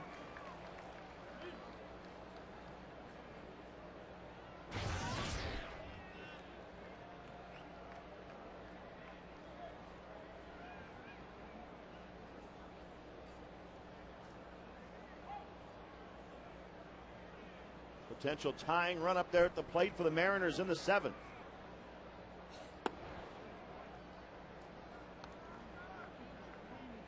One and one to Josh Wilson, hitting .286.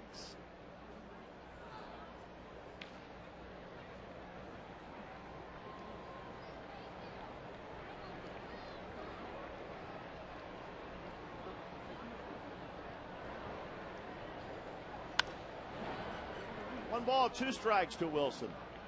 He's only in 227 against Darren Oliver. Left, he's in 253. A guy that can face both righties and lefties and be effective against him with that fastball, spotting it. He's got a good curveball. We'll mix it a changeup. He's got a tough lefty on deck with Ichiro.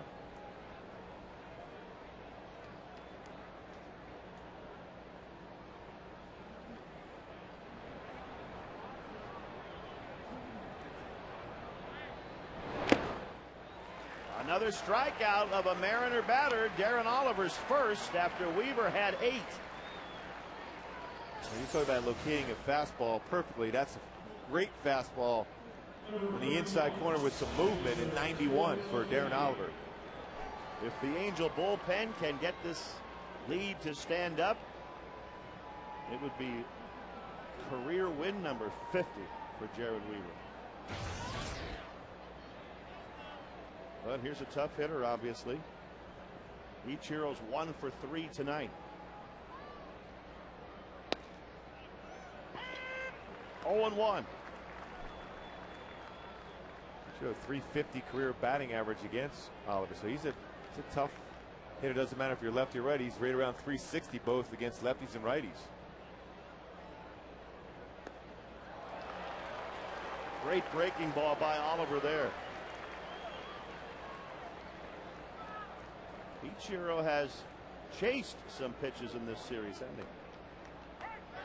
Well, you think with a swing like that, why not go back out with that breaking pitch off the outside corner and see if he'll do it again. On the ground to Kendry Morales, and the top of the 7th is over, and great job done by Darren Oliver. 7th inning stretch, still 4-2 Angels.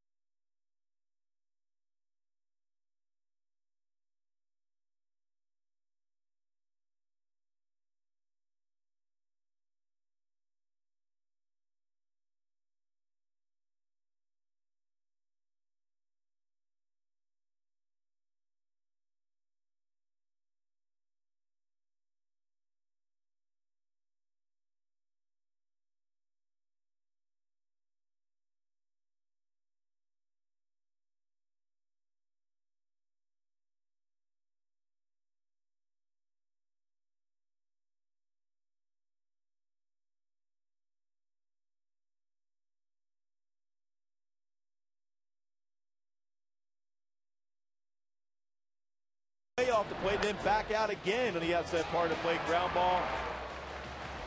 Easily done by Morales. And Jared Weaver giving his catchers, battery mates, some love there. So they worked incredibly well in sync today. Jeff Matheson, Jared Weaver today. Wow, the sequences. You know, fastballs inside. They were set up perfectly. Then throwing that slow curveball and then incorporated that changeup as the velocity on the fastball slowed down later in the game for Jared Weaver. 6 1/3 for Jared tonight. 2 balls and no strikes to Sean Figgins, who had a single last time up. Top of the order, bottom of the 7th inning here at the Big A.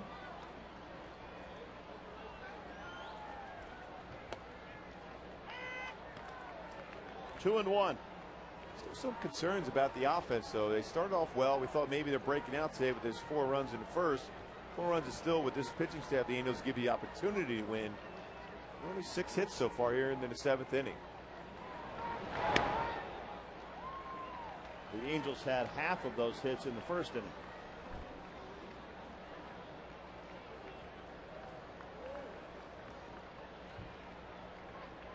Three and one to Figgins.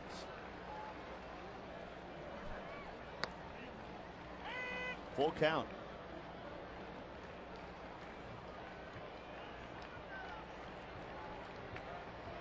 We mentioned Vargas didn't pitch last year. 2 years ago, he was in 2 games in the big leagues for the Mets. Figgins flies one to center field, 1 out. Vargas was in New Orleans in 07 when he went 9-7 and had 2 appearances for the Mets. Then last year, had an operation on his hip, did not pitch at all. He first broke in with the Marlins back in 05.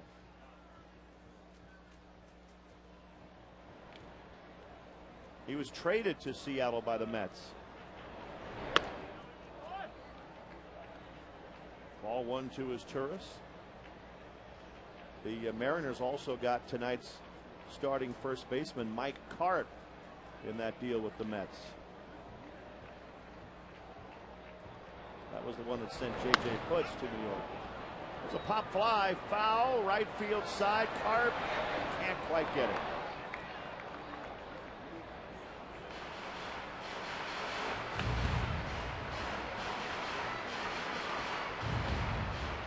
One ball, one strike to Maestas Turris.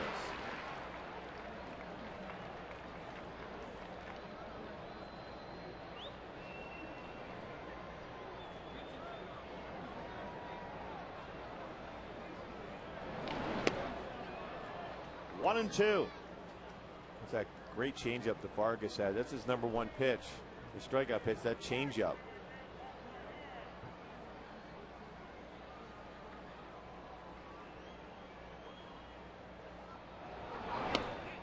Got him looking. Vargas strikes out his Turris for the 2nd out in the inning. Fans, visit the official online shop of the Angels at angelsbaseball.com. You can browse the largest online selection of authentic team gear, including caps, shirts, jerseys, plenty of collectibles. Get your team gear straight from the source at angelsbaseball.com. Bobby Abreu up there now. Swings at the first pitch, pops it up foul. Beltre, maybe a chance, but it's out of play. Beltre and Jojima both over there.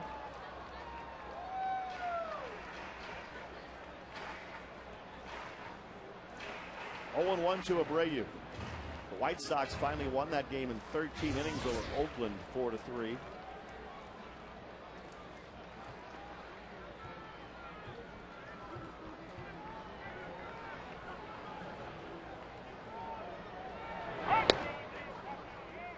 The White Sox have had kind of an off year this year, Gooby, but it's an entertaining team. They come in here Friday night to meet the Angels.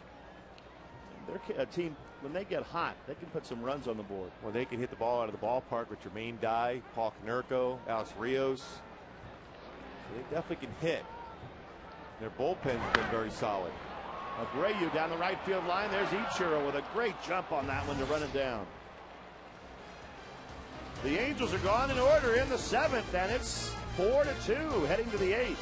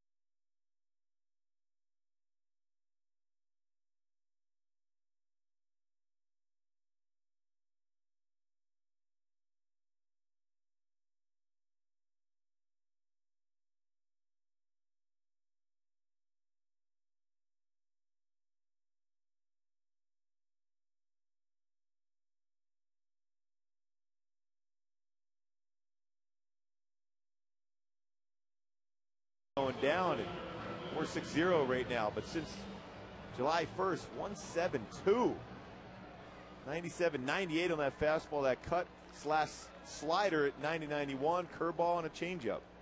He was born right here in Anaheim. He's only 25 years old. And this has been a good year for Kevin Jepsen. Franklin Gutierrez leads off the 8th. 97-mile-an-hour fastball. You can have some good years with that. It'd be fun to take that fastball out to the mound.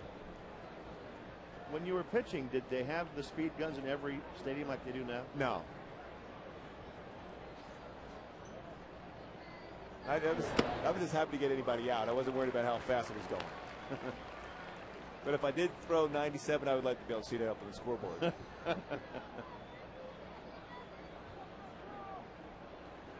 0-2 to Gutierrez.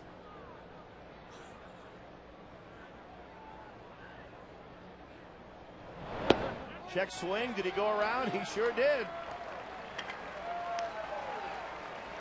An 88-mile-an-hour slider. You're talking about a filthy electric slider. That's what that was right there.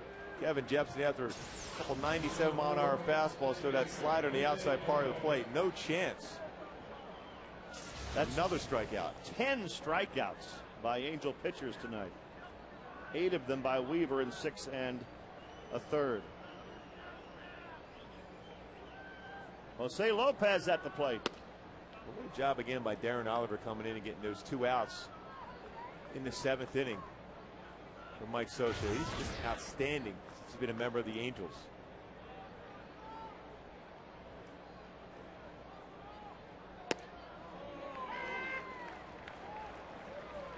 Jepsen, member of the Olympic baseball team in 2008 that won a bronze medal.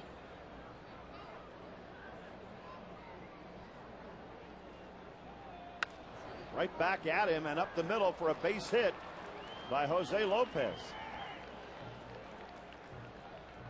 Lopez has 3 hits tonight.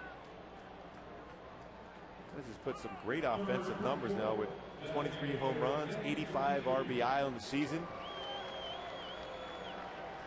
Here's a spot now where one of the game's great all-time home run hitters is standing up there representing the potential tying run in the 8th inning. 1 out, 1 on.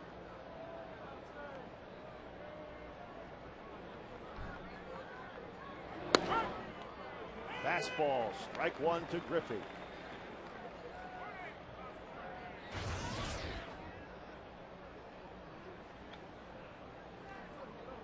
Junior right now, a lot of swings, a lot of mileage on the legs. Sometimes a home run hitter like him will try to guess with a pitcher, try to get that bat head out quickly, especially you're going to have to when you have to face a pitcher that throws 97 miles an hour.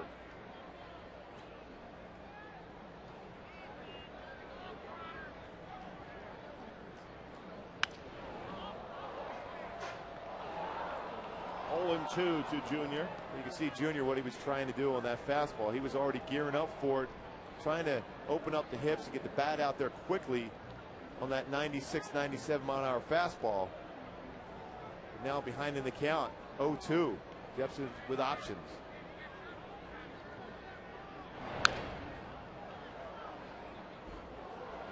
Griffey still alive.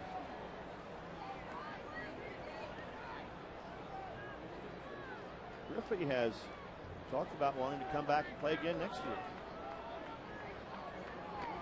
And he would like to end his career with the Mariners.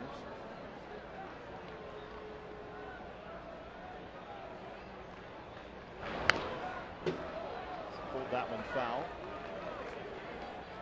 Well, when he was putting up those numbers when he first came around with Seattle, they were talking about him breaking Hank Aaron's all-time home run mark. And so when he moved over to Cincinnati, some injuries have slowed down his career, but still, future Hall of Famer. No question about it. Down he goes. Jepsen strikes him out with a breaking ball. 2 strikeouts in the inning for Jepsen. 11 in the game by Angel pitchers. Well, the first strikeout he got against Gutierrez on the slider. This time the curveball It's Ken Griffey Jr. out, swinging out in front of that one. The red one is number 10, and now it's 11.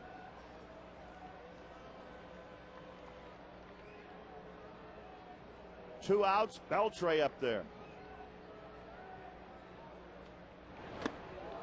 Up and in to Adrian Beltre.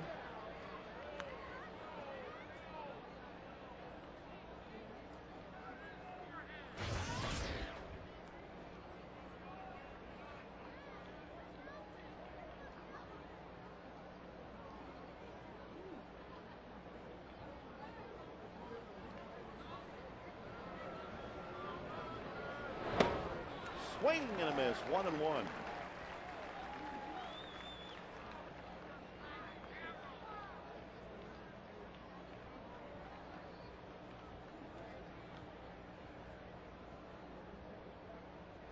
Weaver started tonight and went 6 1/3. He's the pitcher of record for the Angels. Beltre pops up high in the air to shallow right. That gives Abreu plenty of time to get under it and catch it. And the Mariners are done in the 8th. Still 4-2 Angels.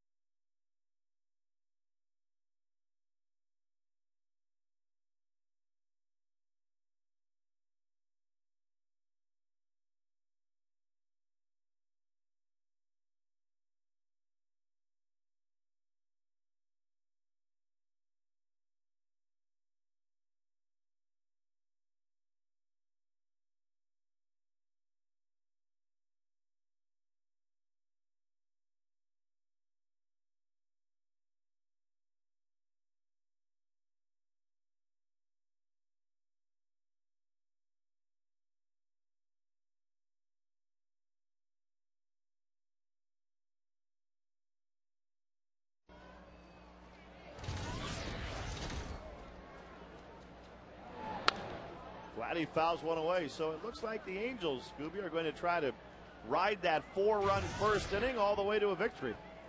At this time of the year, any way you can get a win, especially all these close games, prepare you for the playoffs. But I'm sure Mike Scioscia wouldn't mind a few more runs here to be able to make it a little easier to be able to close this one out. Well, they won 3 out of 4 in Kansas City, and they're 3 outs away from winning the first 2 from the Mariners. So the Angels are getting the wins. This would be 5 of their last 6 if they hang on to this one without scoring a whole lot of runs. Amazing how it goes in cycles. When the Angels had that great month of August, the offense carried the club. They were scoring 9, 10 runs a game. Now the pitching staff doing their part. Mickey Hatcher works so hard with these hitters. Early work, regular batting practice time. That's Bobby Mitchell next to Mickey Hatcher. Bobby, the manager of the Angels AAA club in Salt Lake City. Their season has ended now. The Salt Lake Bees did not go to the playoffs this season, so Mitch is back here with the Angels for now. Vladdy hits one well into left center field on the run and not able to get there is Hall, and it's up against the wall. Guerrero, a leadoff double here in the bottom of the 8th. Vlad having a pretty good game here with a single, a walk, and now a double here. Coming inside with the fastball. That was able to tuck his hands in there, get the bat head out, get that ball hard in left center field. But that's a pitch that Vlad's been susceptible to getting beat on, that fastball inside like that. But that time around, quick with his hands. And the Angels looking for a little insurance here in the bottom of the 8th. Have Torrey Hunter at the plate.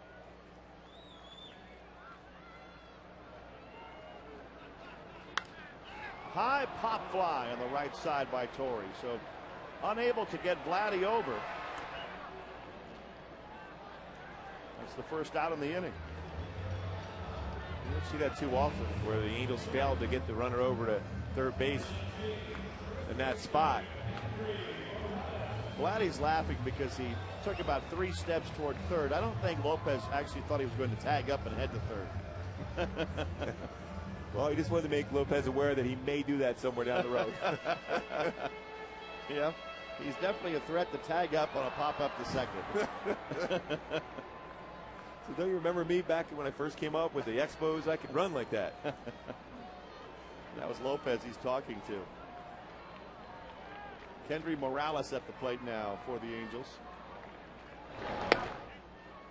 When we showed you a shot of Bobby Mitchell a moment ago, and when Trevor Bell was called up to the big leagues, of course, Mitchell knew it, and Trevor was pitching that day for Salt Lake. So after the second inning, Bell was pitching just fine, but Mitchell sat down next to him in the dugout and said, to me, you look a little injured out there. I'm going to take you out.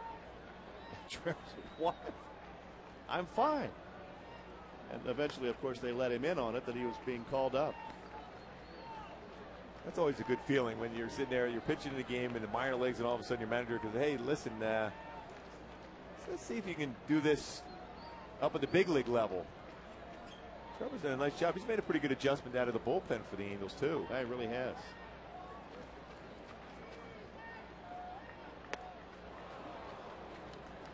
Kendry swings through that one. Brian Fuentes back up to try and close it out here in the top of the 9th, you would assume.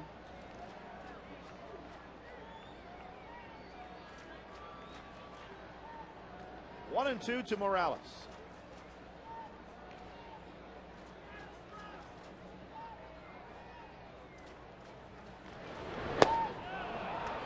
Good pitch by Vargas, gets him. 2 outs in the 8th. Here comes Juan Rivera.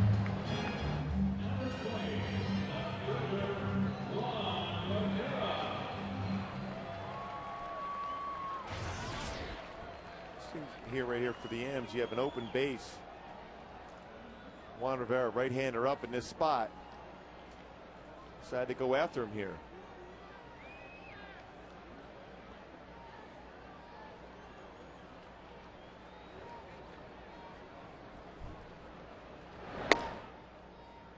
High and outside to Juan Rivera.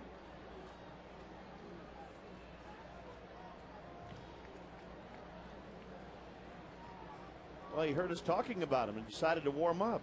Trevor Bell loosening up in the Angel pen.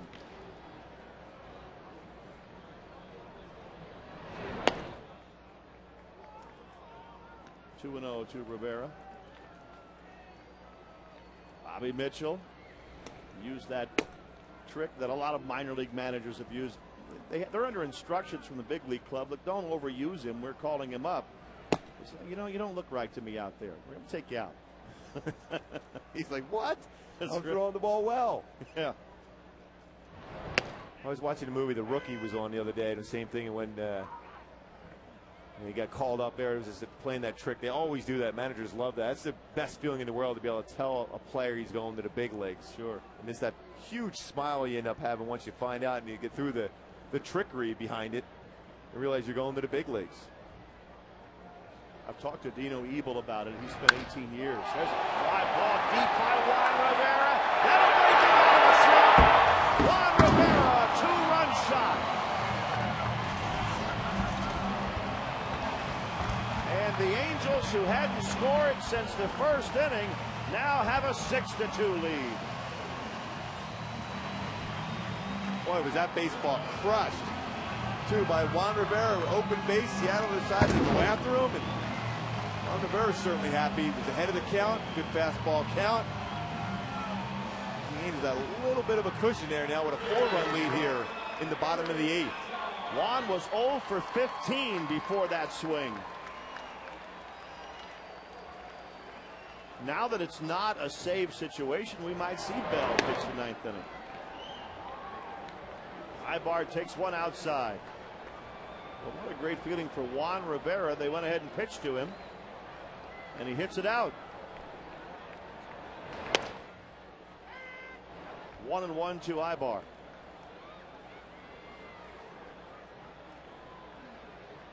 Taking a while for the smoke to clear here after the fireworks there.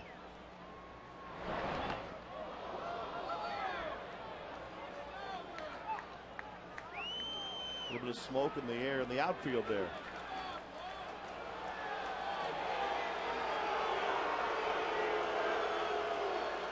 That's amazing how that smoke is just kind of working its way towards home plate now.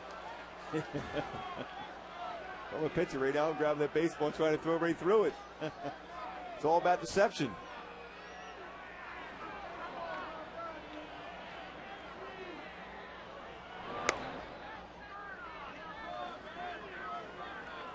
Three and 1 to Ibar. Rivera. These two wanted 5 runs. Kenny with that 3-run double, and Juan Rivera with the 2-run homer.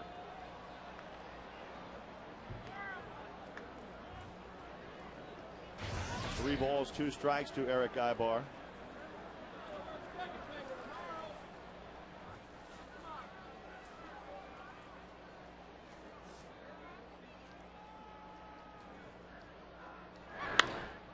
In the air to right, Ichiro will put it away, and the Angels, on a 2-run shot by Juan Rivera, take a 4-run lead to the 9th inning tonight. Well, I think Juan knew he got that one. Up in the rock pile, the camera well for Juan.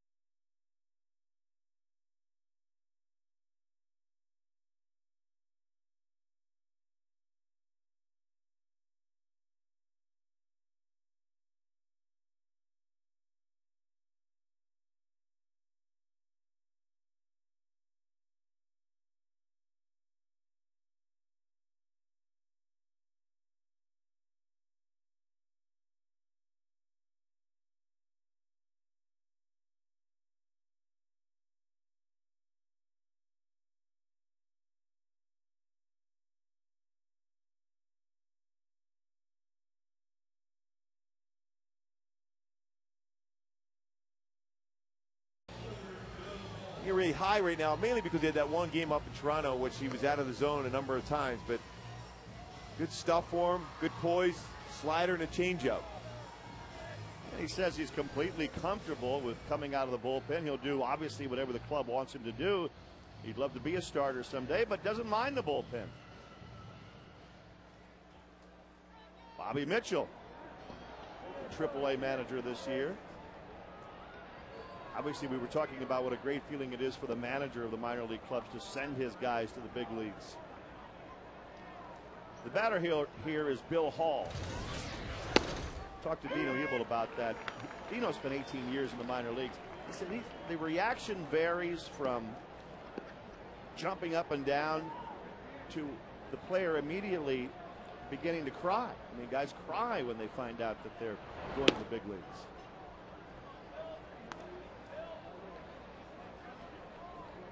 One ball, one strike to Bill Hall. A better feeling in the world when you find out you're going to the show. And that's the most important thing. Get an opportunity to be up here.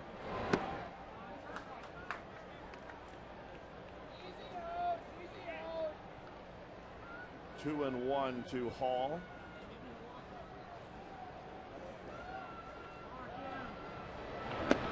You coached a player, didn't you, in high school that's in the big leagues now? Yeah, my first year of coaching high school baseball at Chaminade in the Valley. Dan Runzer was one of my lefties. He was called up just the other day by the Giants. I mean, it's all matter of relief. It's an unbelievable feeling to see a kid develop and have an opportunity to get to the big leagues. And here he was. He started in A ball for the Giants, worked his way to high A ball, double A, triple A, now to the big leagues with the Giants. Now walks Bill Hall to start the top of the ninth inning. Obviously, Trevor Bell, whose grandfather Bob Bell was Bozo the Clown on WGN for 25 years. He says, I've seen and heard every play on words you can imagine. You know, Bell's not clowning around, has a great inning, under the big top, whatever, however you want to put it. There's Bob Bell, Trevor's grandfather. And that was one of the hardest tickets to come by. There's a shot in the left field. And Trevor's off to a little bit of a tough start here in the top of the ninth.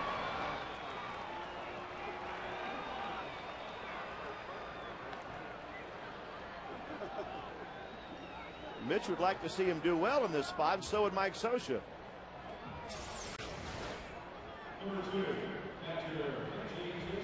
That one just fair down the line. Well, all of a sudden, this has become a save situation. Here comes Mike Scioscia. So he's going to bring his closer in. Brian Fuentes will pitch after all. We'll take a break. It's 6-2.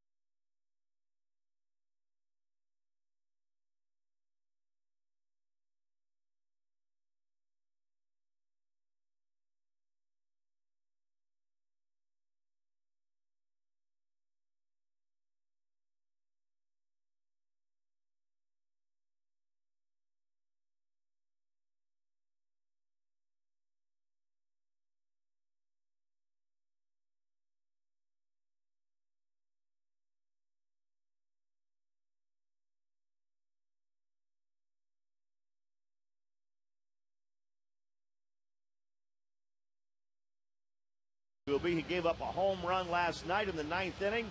The Angels had to win it in extra innings. The next night, you're right back out there. That's why you got to have that short memory, not worry about what's happened in the past. Now you have a chance to get your 40th save of the season. Key for Brian is not overthrowing the baseball. Stay within your mechanics. Deception's a big part of his game. Hiding the baseball, doesn't get the hitter a good opportunity to see the ball.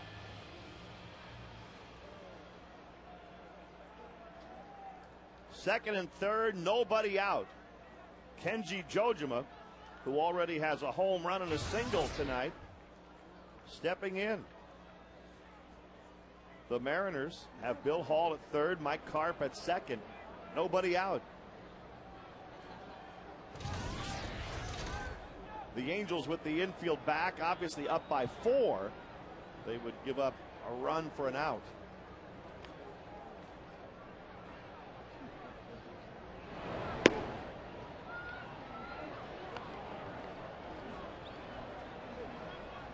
That's the guy right there that gave Fuentes the blown save last night. Mike Sweeney hit a home run off of him in the 9th to tie the game. So he's on deck to pinch hit. Jojima hits a pop fly. Could be playable. Kendry Morales, will he have room? Yes. A big out right there on a good play by Kendry Morales. Not only a good play to be able to catch that fly ball, but also have the presence of mind to get the throw back in the infield to make sure Bill Hall doesn't score on that one. Going to go a long way once again. Gathered himself up, made a strong throw to home, kept Bill Hall at third. That's the first out in the 9th. And here is Sweeney. This is the guy that took Fuentes deep last night, leading off the 9th inning.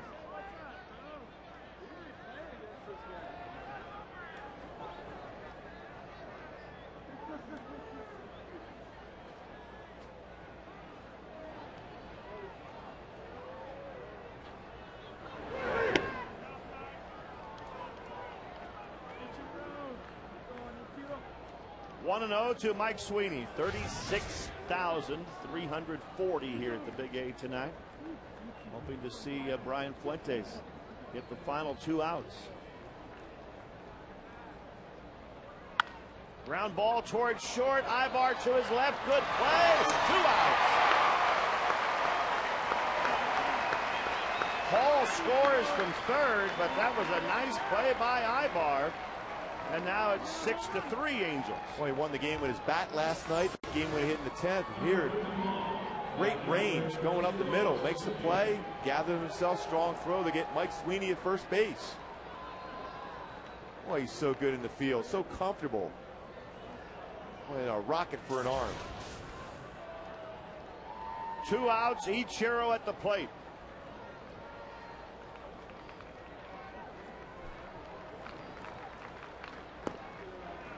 The Mariners are thinking, all right, get Ichiro on, and they would have a chance to bring the tying run up.